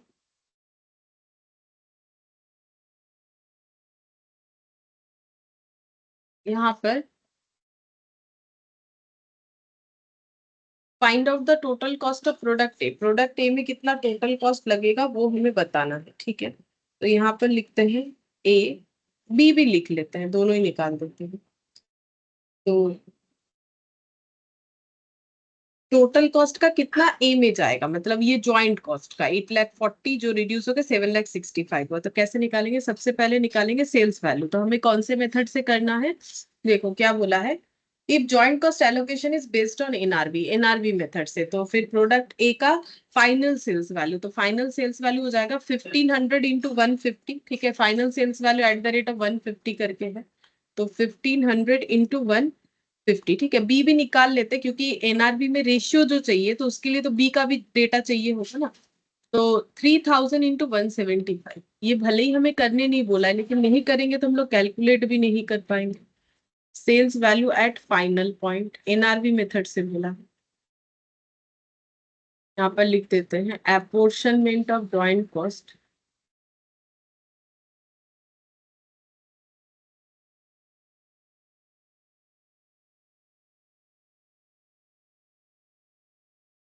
bye NRB method. Final sales value हो गया, तो ये 15 इंटू 10, ये 150 है कि 100 है? अच्छा, यहाँ पर ना कुछ एक बोला था, देखो यहाँ पर बोला है कि सी को बाई प्रोडक्ट ट्रीट करना है, बाई प्रोडक्ट का नेट रियलाइजेबल वैल्यू को जॉइंट कॉस्ट को रिड्यूस करने में काम में लेना है, वो तो हम लोगों ने कर दिया। Assume also that product B and C must be processed further before they can be sold. B और सी फर्दर प्रोसेस होना ही पड़ेगा। Find out the total cost of product in September if joint cost allocation is based on NRB. अच्छा, तो क्योंकि B और सी को बोला है कि फर्दर प्रोसेस होना ही पड़ेगा, तो हमें बी और सी का फर्दर प्रोसेसिंग लेना है, ए का नहीं लेना पड़ेगा। मतलब ये देखो बी का जो आ रहा है, बी का कितना आ जाएगा, 3000 इंटू 175 इंटू 3 कर लेते हैं तो यहाँ पर आ जाएगा 5,25,000। और ए को हमें फर्दर प्रोसेस करना है ऐसा नहीं बोला है, फर्दर प्रोसेस होता है ए का भी, लेकिन हमें यहाँ पर एजम्पशन क्या लेने बोला है, ये देखो एजम्पशन बोला है कि प्रोडक्ट सी को बाई प्रोडक्ट मानो और कंपनी क्या करेगी, प्रोडक्ट सी का नेट रियलाइजेबल वैल्यू को जॉइंट कॉस्ट को कम करने के लिए यूज करेगी। ये एक एजम्पशन हम लोगों ने परफॉर्म कर लिया। फिर और एक एजम्पशन लेने बोला है कि product B and C must be further process, यानी ए फर्दर प्रोसेस नहीं होगा, ये एजम्पशन हमें इम्प्लाइड है, बोल रहा है कि बी सी को फर्दर प्रोसेस मान के क्वेश्चन करो बट ए को मत मानो। तो इसका मतलब ए का फाइनल वैल्यू वैसे तो 1500 इंटू 150 होना चाहिए बट होगा 1500 इंटू 100, क्योंकि हमें ए को फर्दर प्रोसेस करने के लिए मना किया, मतलब एजम्पशन ऐसा ही लेने के लिए हमें बोला गया है। तो ये इंटू हो जाएगा, इसका मतलब ये वैल्यू हो जाएगा 1,50,000।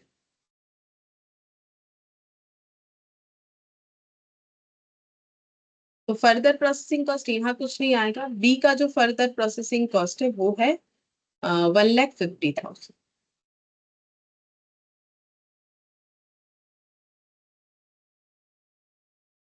नेट रियलाइजेबल वैल्यू 1,50,000 और ये हो जाएगा 3,75,000।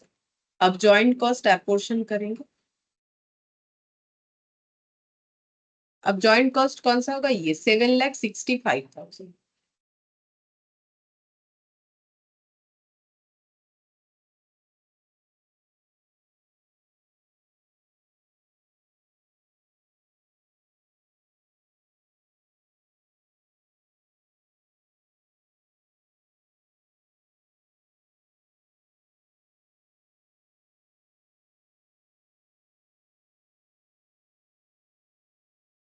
टू पॉइंट फाइव, ये कितना से डिवाइड करने से आ जाएगा, 1,50,000 डिवाइडेड बाई 2 मतलब 75, और 75 इंटू 3, नहीं 5, 5 ये 5 आ जाएगा, मतलब 75,000 से डिवाइड करने से ये 2 और ये 5 आ जाएगा।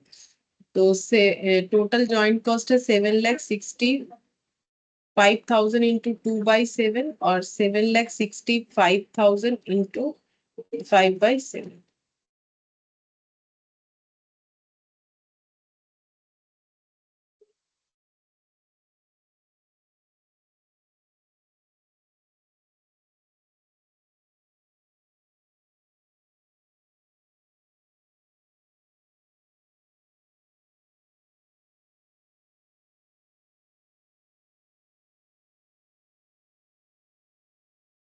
546,429 ये हो जाएगा।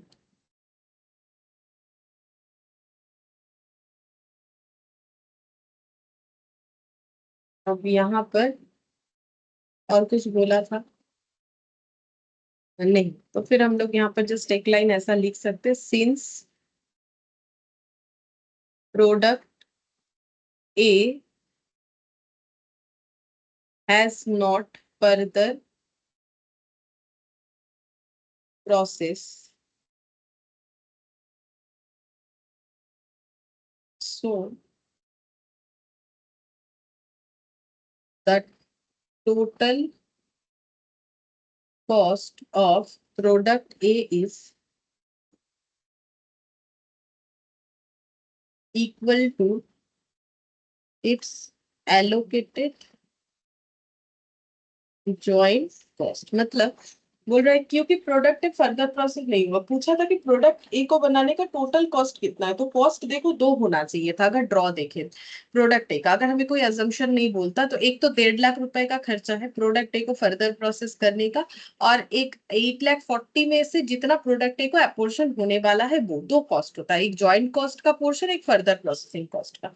फिर बोला कि ज्वाइंट कॉस्ट को रिड्यूस कर दो इस तरीके से, तो फिर इसका मतलब 7,65,000 में से जितना ए को डिस्ट्रीब्यूट होगा उतना अमाउंट और 1,50,000, तो 7,65,000 में से कितना डिस्ट्रीब्यूट हुआ, ओनली 1,50,000 ही हुआ। क्यों, क्योंकि फर्दर प्रोसेस ए को नहीं मान, ए फर्दर प्रोसेस नहीं हो रहा है ऐसा मान के हमें क्वेश्चन सॉल्व करने बोला, इसीलिए आंसर में ऐसे लिखेंगे कि क्योंकि प्रोडक्ट ए फर्दर प्रोसेस नहीं हो रहा है तो इस पे कोई फर्दर प्रोसेसिंग कॉस्ट नहीं लग रहा है, तो इसका मतलब प्रोडक्ट ए को बनाने का जो टोटल कॉस्ट है वो ज्वाइंट कॉस्ट एलोकेशन पे जितना हो रहा है बस उतना ही, मतलब एक ही कॉस्ट लगेगा, joint cost, allocated joint cost, और कुछ नहीं लगेगा। और अगर ये एजम्पशन नहीं बोलता हमें तो हम लोग यहाँ पर सेल्स वैल्यू 1500 इंटू 100 नहीं लेके, क्योंकि एनआरबी मेथड बोला है 1500 इंटू 150 लेते, फिर यहाँ भी फर्दर प्रोसेसिंग कॉस्ट लेस करते और जो आंसर आता वो हो जाता हमारा, उसके बाद डिस्ट्रीब्यूशन करते तो ये हमारा ज्वाइंट कॉस्ट हो जाता, और 1.5 लाख का जो है हमारा फर्दर प्रोसेसिंग कॉस्ट, दोनों मिला के हम लोग बोलते हैं ये प्रोडक्ट को बनाने का इतना कॉस्ट, ज्वाइंट कॉस्ट का इतना और फर्दर प्रोसेसिंग कॉस्ट का इतना, ऐसे करके हमें बोलना।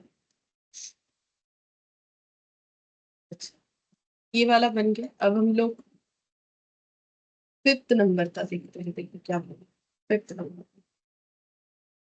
RST Limited produces three joint product X, Y, Z and the products are processed further। बोल रहा है प्रोडक्ट जो है वो फर्दर प्रोसेस हो रहा है। Pre separation cost are apportion on the basis of weight of output of each joint product, the following data provided for the month. अच्छा, तो यहाँ पर बोला है कि आरएसटी लिमिटेड जो है 3 जॉइंट प्रोडक्ट प्रोड्यूस करता है XYZ, the product process further, सारे प्रोडक्ट फर्दर प्रोसेस होते हैं। प्री सेपरेशन कॉस्ट एपोर्शन कैसे करना है, wait of output of each joint product, मतलब हमें फिजिकल यूनिट मेथड से करने के लिए बोला गया है। The following data provided for a particular month, हमें ये डेटा दे रखा है, cost incurred up to separation point, तो ये जितना तक बोला है उतना तक पहले हम लोग कर लेंगे ड्रॉ।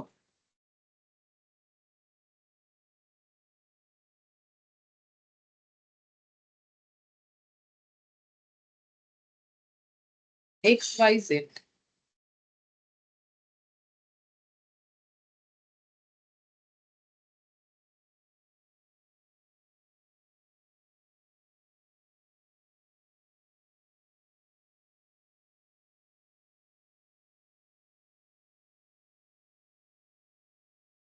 कॉस्ट जो है वो है 10,000 pre separation cost. Pre separation मतलब ही ज्वाइंट कॉस्ट।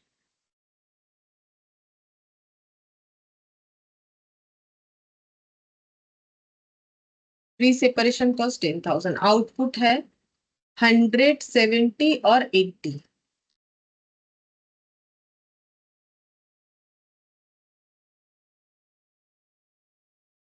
ये आउटपुट है लीटर में, तो 100 litre, 70 litre, 80 litre.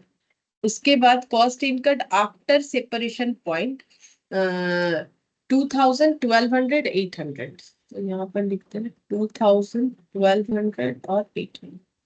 Further processing cost 2000, 800, 1200 और 800।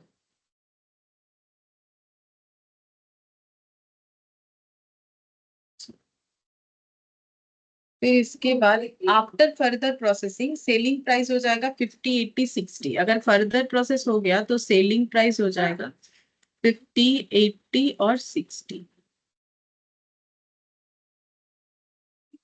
अच्छा, फिर अगर pre after at pre separation point selling price है 25, 70 और 45।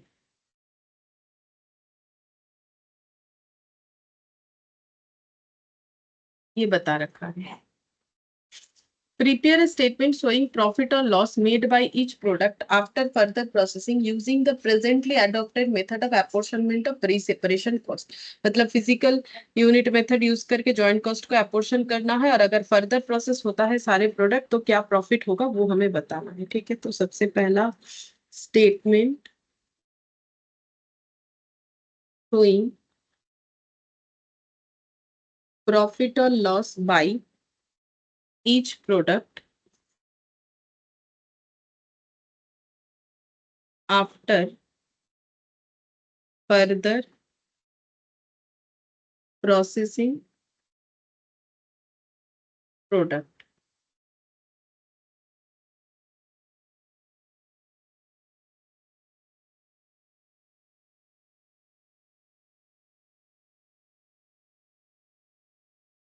एक्स, वाई और जेड। अच्छा, तो यहाँ पर हमें पता करना है कि प्रॉफिट या लॉस क्या होगा। तो सबसे पहले लिखेंगे सेल्स वैल्यू। तो फर्दर प्रोसेस होने से सेल्स वैल्यू हो जाएगा 100 लीटर इंटू 50,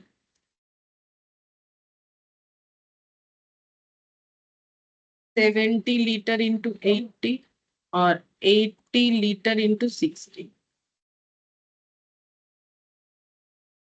5,000 रुपीज, और ये हो जाएगा 5,600, और ये हो जाएगा 4,800। सेल्स वैल्यू कैसे निकाला हम लोगों ने? Unit into eight the rate करके, और ये रुपीज में आंसर आ गया। लेस करना पड़ेगा फर्दर प्रोसेसिंग कॉस्ट और लेस करेंगे जॉइंट कॉस्ट। जॉइंट कॉस्ट का बनेगा वर्किंग नोट, तो आंसर आ जाएगा। फर्दर प्रोसेसिंग कॉस्ट पता है, लिख लेते हैं 2,000, 1,200, 800।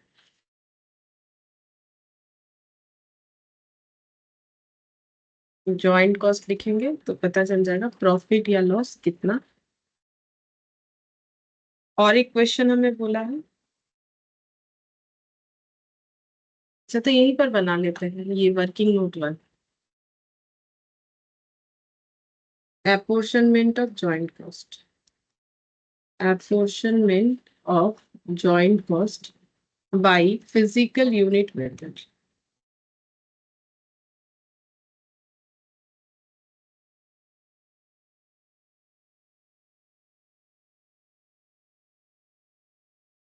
एक्स, वाई और जेड। Output in litre. तो 170, 80, 170 और 80। वेट,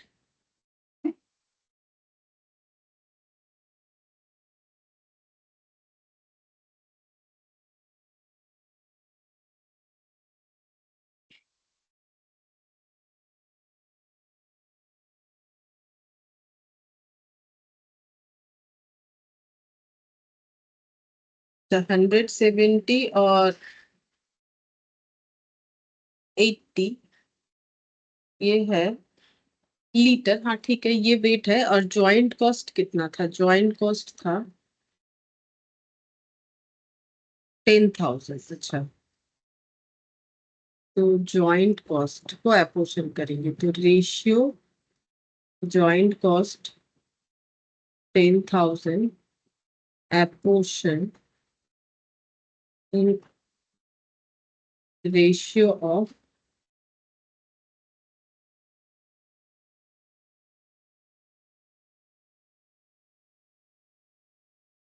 100:70:80।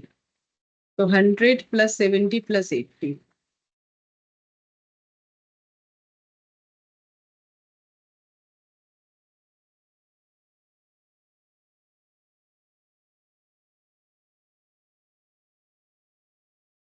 250।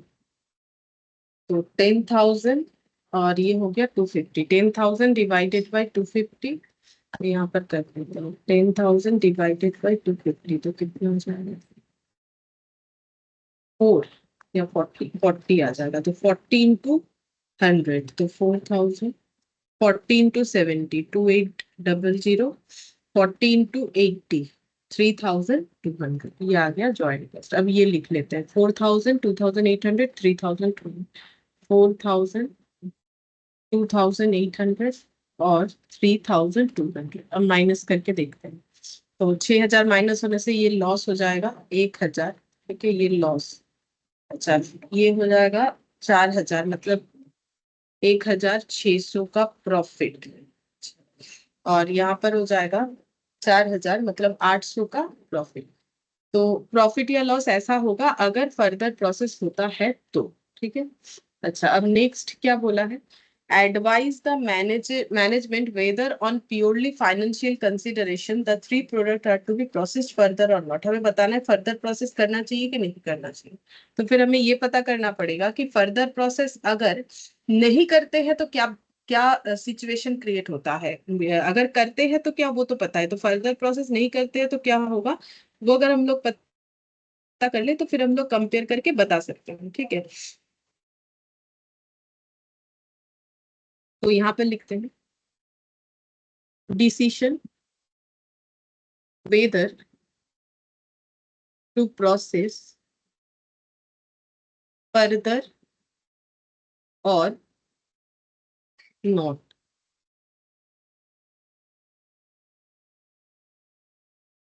एक्स, वाई और जेड। तो हम लोग इंक्रीमेंटल रेवेन्यू देख के डायरेक्टली भी डिसाइड कर सकते हैं। तो अगर हम लोग ऐसे लिखते हैं कि हमारा कोई रेवेन्यू बढ़ता है कि नहीं सिचुएशन चेंज होने पे, तो इंक्रीमेंटल रेवेन्यू देखते हैं। तो अगर एक हमारा फर्दर प्रोसेस नहीं होता है तो क्या डिफरेंस है, तो सीधा यहाँ से देख के बता सकते हैं। अगर फर्दर प्रोसेस हुआ तो 50 रुपए करके बिकेगा, नहीं हुआ तो 25 रुपए करके बिकेगा। तो यहाँ पर ऐसे डायरेक्टली भी हम लोग निकाल सकते हैं। फिर से एक बार पूरा फर्दर प्रोसेस नहीं करके स्टेटमेंट निकाल के कंपेयर करने से अच्छा है कि हम लोग इस तरीके से शॉर्टकट वे में भी कर सकते हैं। तो 50 रुपए का चीज 25 रुपए में बिकेगा और इंटू 100 लाख, तो टोटल कितना हमारा इंक्रीमेंट होगा। तो अगर फर्दर प्रोसेस होता है तो इसमें इंक्रीमेंट हो रहा है 2500, क्योंकि 50 माइनस 25 25, 25 इंटू 100 25 हो गया, इंक्रीमेंटल रेवेन्यू हो रहा है। ठीक है। अब ये इंक्रीमेंट तब हो रहा है एक्स के केस में अगर फर्दर प्रोसेस हो रहा है, तो क्योंकि फर्दर प्रोसेस होने पे 50 है। अच्छा 70 और 80, तो 10 रुपीज का डिफरेंस इंटू 70, तो 80 माइनस 70 इंटू जो है 70, तो 700 रुपीज का डिफरेंस आ जाएगा। अच्छा तो ये फर्दर प्रोसेस होने पे इतना रेवेन्यू हमारा बढ़ेगा। अच्छा फर्दर प्रोसेस होने पे 45 की जगह 60 पे बिकेगा, तो 60 माइनस 45 इंटू 80,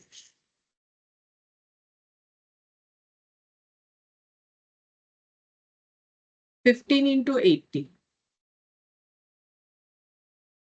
1200। ठीक है, तो ये आ जाएगा। अब लेस होगा फर्दर प्रोसेसिंग कॉस्ट, क्योंकि ऐसा तो नहीं है कि हमें बस इतना इतना एक्स्ट्रा इनकम मिल जाएगा, उसके लिए तो कॉस्ट भी बियर करना पड़ रहा है। 2000, 1200, 800, तो यहाँ पर लिखेंगे 2000, 1200 और 800। तो उस केस में हमारा एक्स में फिर भी प्रॉफिट रह जाएगा 500। ठीक है, इंक्रीमेंटल प्रॉफिट एक्स्ट्रा जो होगा।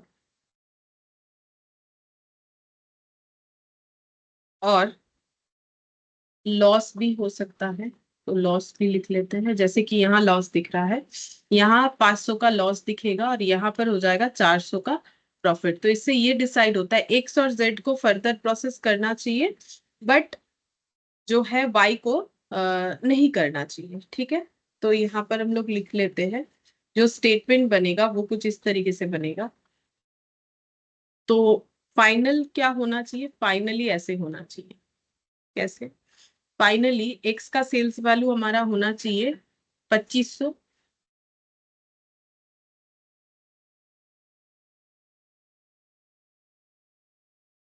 और मतलब 2500 इन द सेंस हम बोल रहे हैं कि ये ऐसे 100 इंटू 25। ठीक है, और प्रोडक्ट वाई का हो जाएगा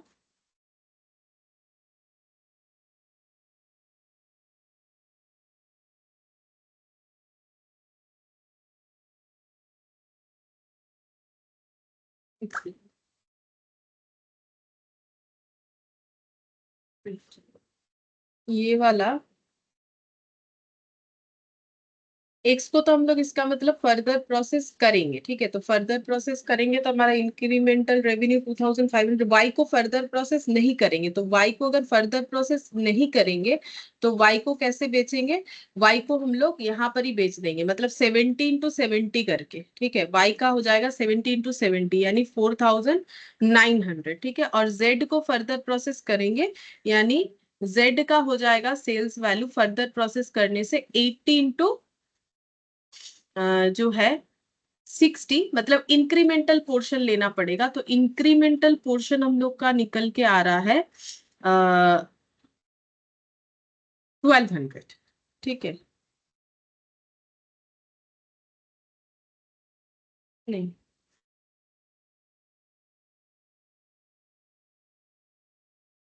एक मिनट एक मिनट, ये और ये ठीक नहीं लिखा मैंने।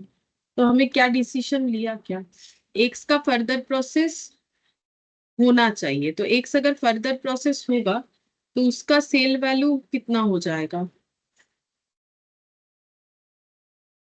और वाई का कितना हो जाएगा। पहले यहाँ लिखते हैं कि एडवाइस क्या हो रहा है, तब जाके मेरा टेबल सही सही बनेगा। एक सेकंड, पहले यहाँ लिख लेते हैं। It is advisable to further process only X and Z and to sell Y at the point of separation। ठीक है, पहले ये लिख देते हैं। तो इसके हिसाब से क्या टेबल बनेगा वो हम लोग लिख के दिखा सकते हैं। अब देखो, मैंने जैसे यहाँ पर इंक्रीमेंटल करके किया, अगर तुम लोग चाहो तो ऐसे कर सकते थे।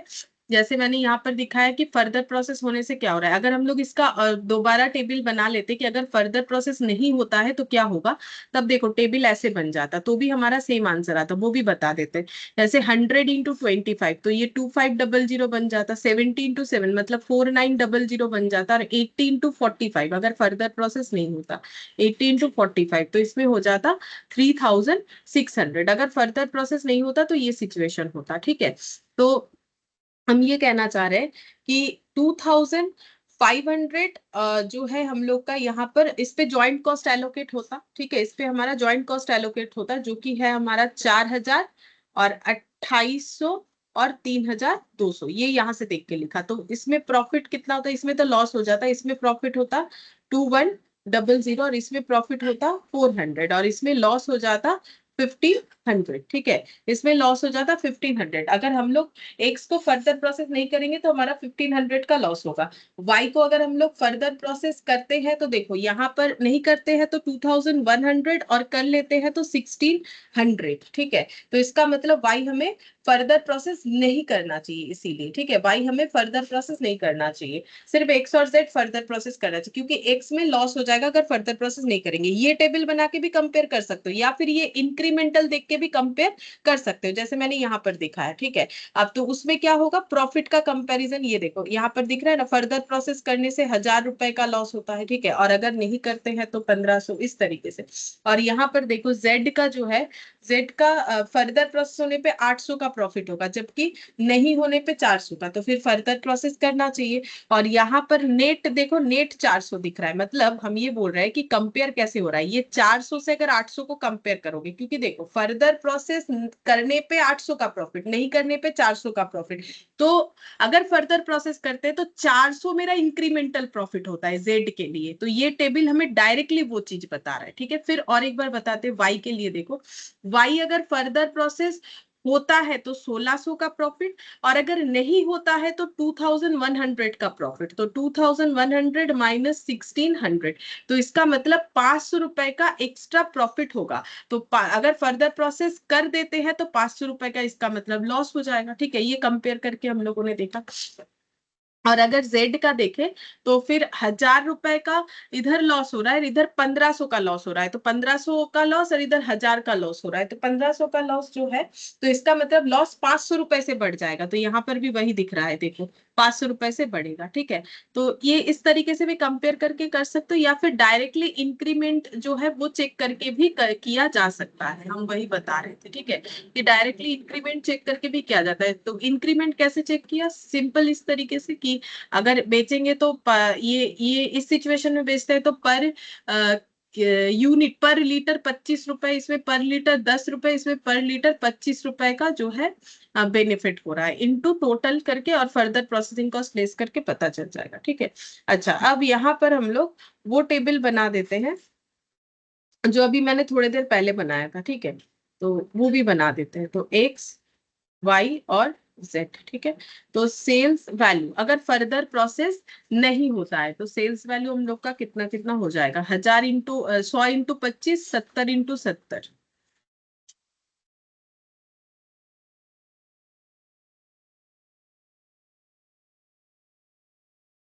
2500, 4900, और एक हो जाएगा 3600, मतलब 18 × 45।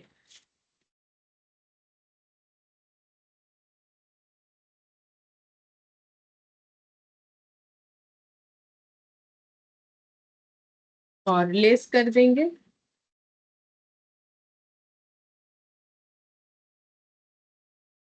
ज्वाइंट कॉस्ट, मतलब प्री सेपरेशन।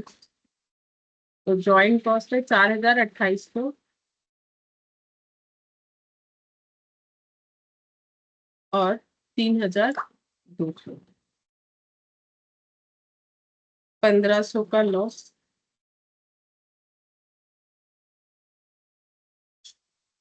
2,100 और 400। तो अगर हम लोग ये इंक्रीमेंटल वाला नहीं भी बनाए तो भी चलेगा, या दोनों बना दे तो भी चलेगा। तो ये देखो 1,500 का लॉस और इधर 1,000 का लॉस, ठीक है। तो ये सिचुएशन आ रहा है। अच्छा, यहाँ पर 500 और यहाँ पर 1,600 और यहाँ पर 400। तो हम लोग अगर इंक्रीमेंटल करके करें तो भी होगा, ऐसे करके करें तो भी होगा। दोनों केस में हमारा एडवाइस यही होगा कि वाई को जो है हमें फर्दर प्रोसेस नहीं करना चाहिए और एक्स और जेड को फर्दर प्रोसेस करना चाहिए, ठीक है। क्योंकि एक्स को अगर फर्दर प्रोसेस नहीं करके बेचते हैं तो 1,500 का लॉस है, अगर फर्दर प्रोसेस करेंगे तो 1,000 का लॉस है। ऐसे करके भी सोच सकते हो, या फिर इंक्रीमेंटल देख के भी बोल सकते हो कि प्रॉफिट फिर 500 का होगा। और यहाँ पर वाई के केस में हम लोग का 1,600 और इधर हो जा रहा है हम लोग का 2,000, तो 2,100 ज्यादा है तो फर्दर प्रोसेस नहीं करना चाहिए। और 800 और 400 में 800 ज्यादा है तो फर्दर प्रोसेस करना चाहिए। बस इतना ही लिखने से कुछ।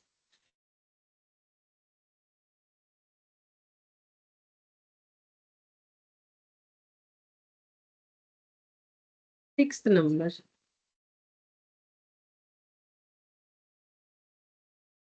बोला है कि OPR limited purchase crude vegetable oil, it does refining of the same. तो वेजिटेबल ऑयल परचेज करता है, फिर उसे रिफाइन करता है। The refining process result in 4 product at split of point A, P, N and A. तो A, P, N and A process,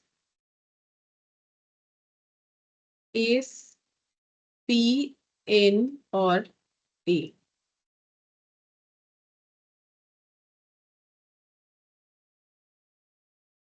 crude oil इसका मतलब रॉ मेटेरियल होगा।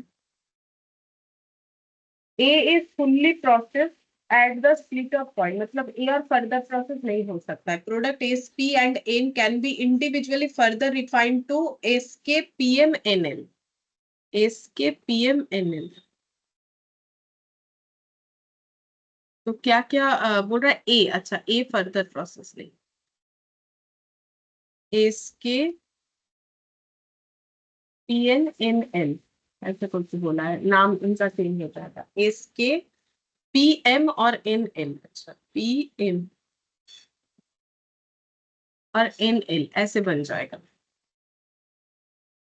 फिर बोल रहा है cost of purchasing the crude vegetable oil and processing it were 40,000 which is apportioned on the basis of sales value of at split of point. Other details are as follows. तो joint cost जो है वो है 40,000 और इसे apportion करना है sales value at split of point पे।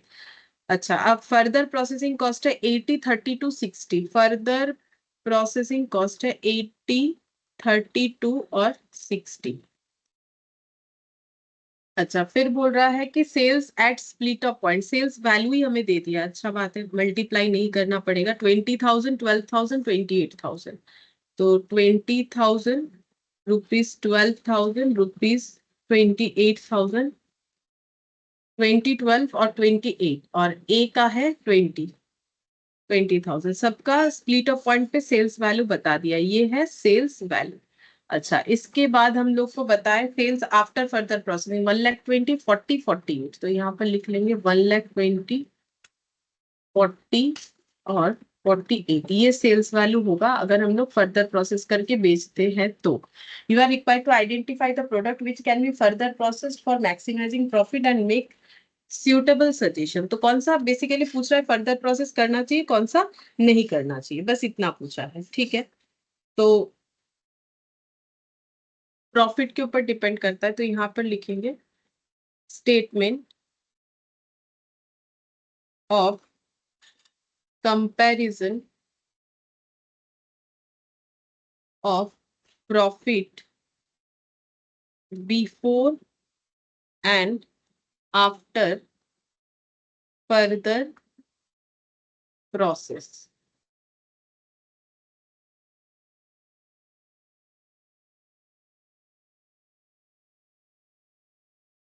तो यहाँ पर लिखते हैं SPNA।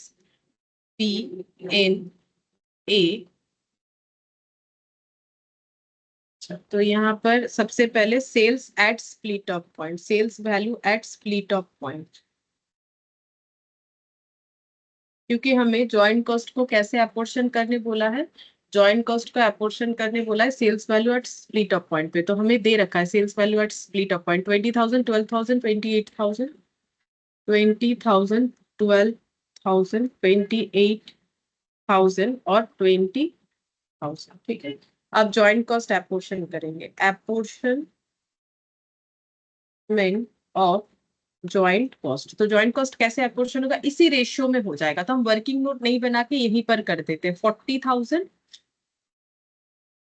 डिवाइडेड बाय, ये रेशियो में होगा क्योंकि sales value at split of point पे हमें डिस्ट्रीब्यूट करने बोला है। तो ये हो जाएगा 28 और 12, 40, 67, 40 और 40, 80। ठीक है, तो ये आ जाएगा मेरा 1/2। तो 1/2 इंटू जो है 20, मतलब 10,000। 1/2 ये 6,000 और ये हो जाएगा 14,000 और ये हो जाएगा 10,000। ठीक है, तो प्रॉफिट निकाल लेते हैं स्प्लिट ऑफ पॉइंट पे। Profit eight split of point 10,000, 6,000, 14,000 और 10,000, ये हो गया। अच्छा, अब नेक्स्ट हम लोग निकालेंगे सेल्स आफ्टर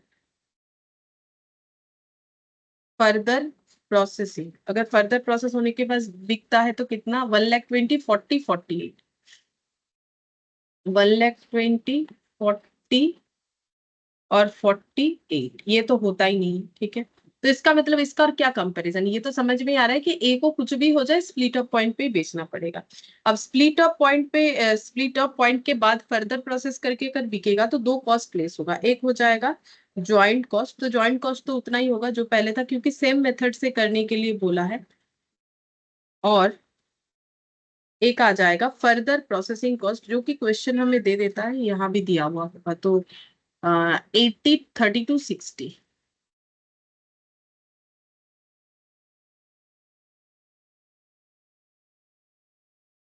तो इसमें 40,000 का प्रॉफिट, नहीं 30 हो रहा है, 40 नहीं हो रहा है, ये हो रहा है मेरा 30।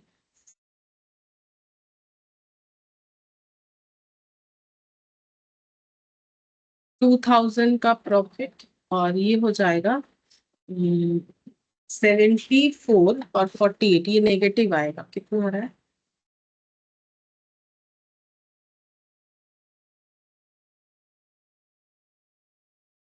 ये 60 नहीं है, ये शायद 36, 48। 20,000.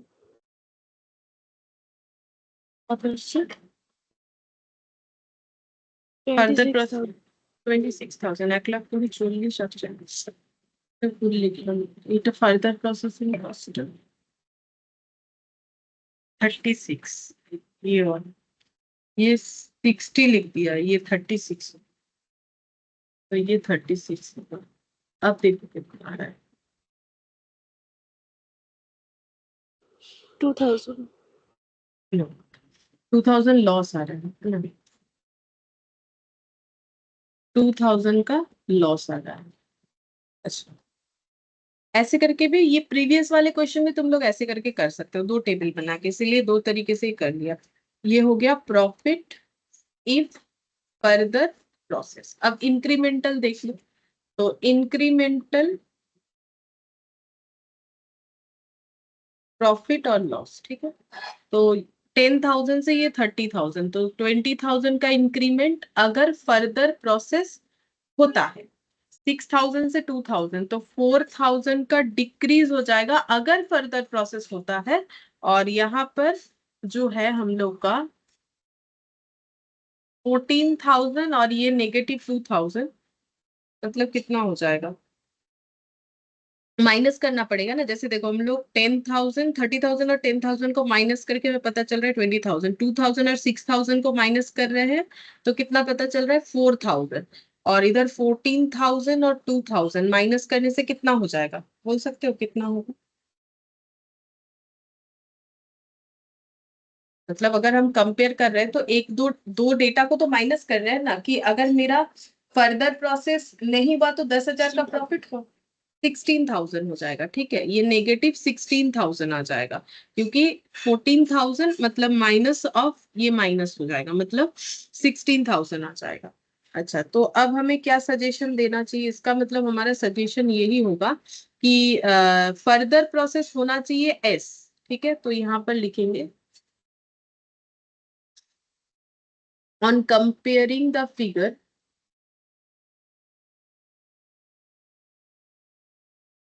of profit if no further processing and profit after further processing one observe that OPR limited मतलब कंपनी का नाम है is earning more after further processing of product S. देखो फर्दर प्रोसेस करके प्रोडक्ट एक्स में बेनिफिट है, 10,000 की जगह 30,000 मिलेगा तो 20,000 ज्यादा मिलेगा only, that is ₹20,000। Hence for maximising profit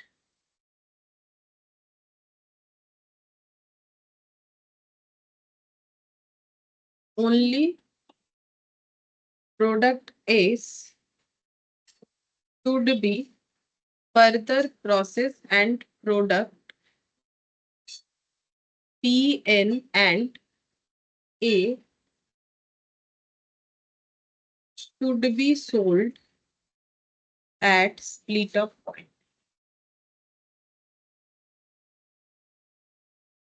बाकी हमें स्प्लिट अप पॉइंट पे बेच देना चाहिए। तो on comparing figure of profit, profit का फिगर जब हम लोग कंपेयर कर रहे हैं, अगर फर्दर प्रोसेसिंग नहीं हो रहा है, फर्दर प्रोसेसिंग हो रहा है, तो हमें ये ऑब्जर्वेशन को मिल रहा है कि प्रोडक्ट जो एस है वही फर्दर प्रोसेस करके बेनिफिट है, बाकी दोनों में बेनिफिट नहीं है। बाकी दोनों ही केसेस में हमारा क्या क्रिएट हो रहा है, लॉस हो रहा है। ठीक है, तो फिर हमें फर्दर प्रोसेस नहीं करना चाहिए। ठीक है, सिर्फ एस को ही फर्दर प्रोसेस करना चाहिए। अच्छा, बस, और तो कुछ है नहीं। एक केस सिनेरियो है बट अभी तो टाइम लगेगा, छोड़ो। केस सिनेरियो बाकी है, और जो है इसका एमसीक्यू और जो है प्रोसेस कॉस्टिंग का एमसीक्यू, ये दोनों बाकी है। तो नेक्स्ट क्लास में हम लोग यही वाला करेंगे, मतलब केस सिनेरियो। ठीक है, और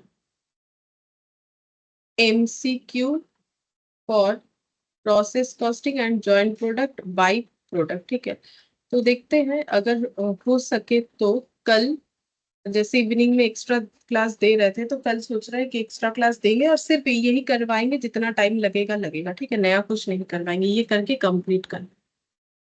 ठीक है, फिर आज इतना।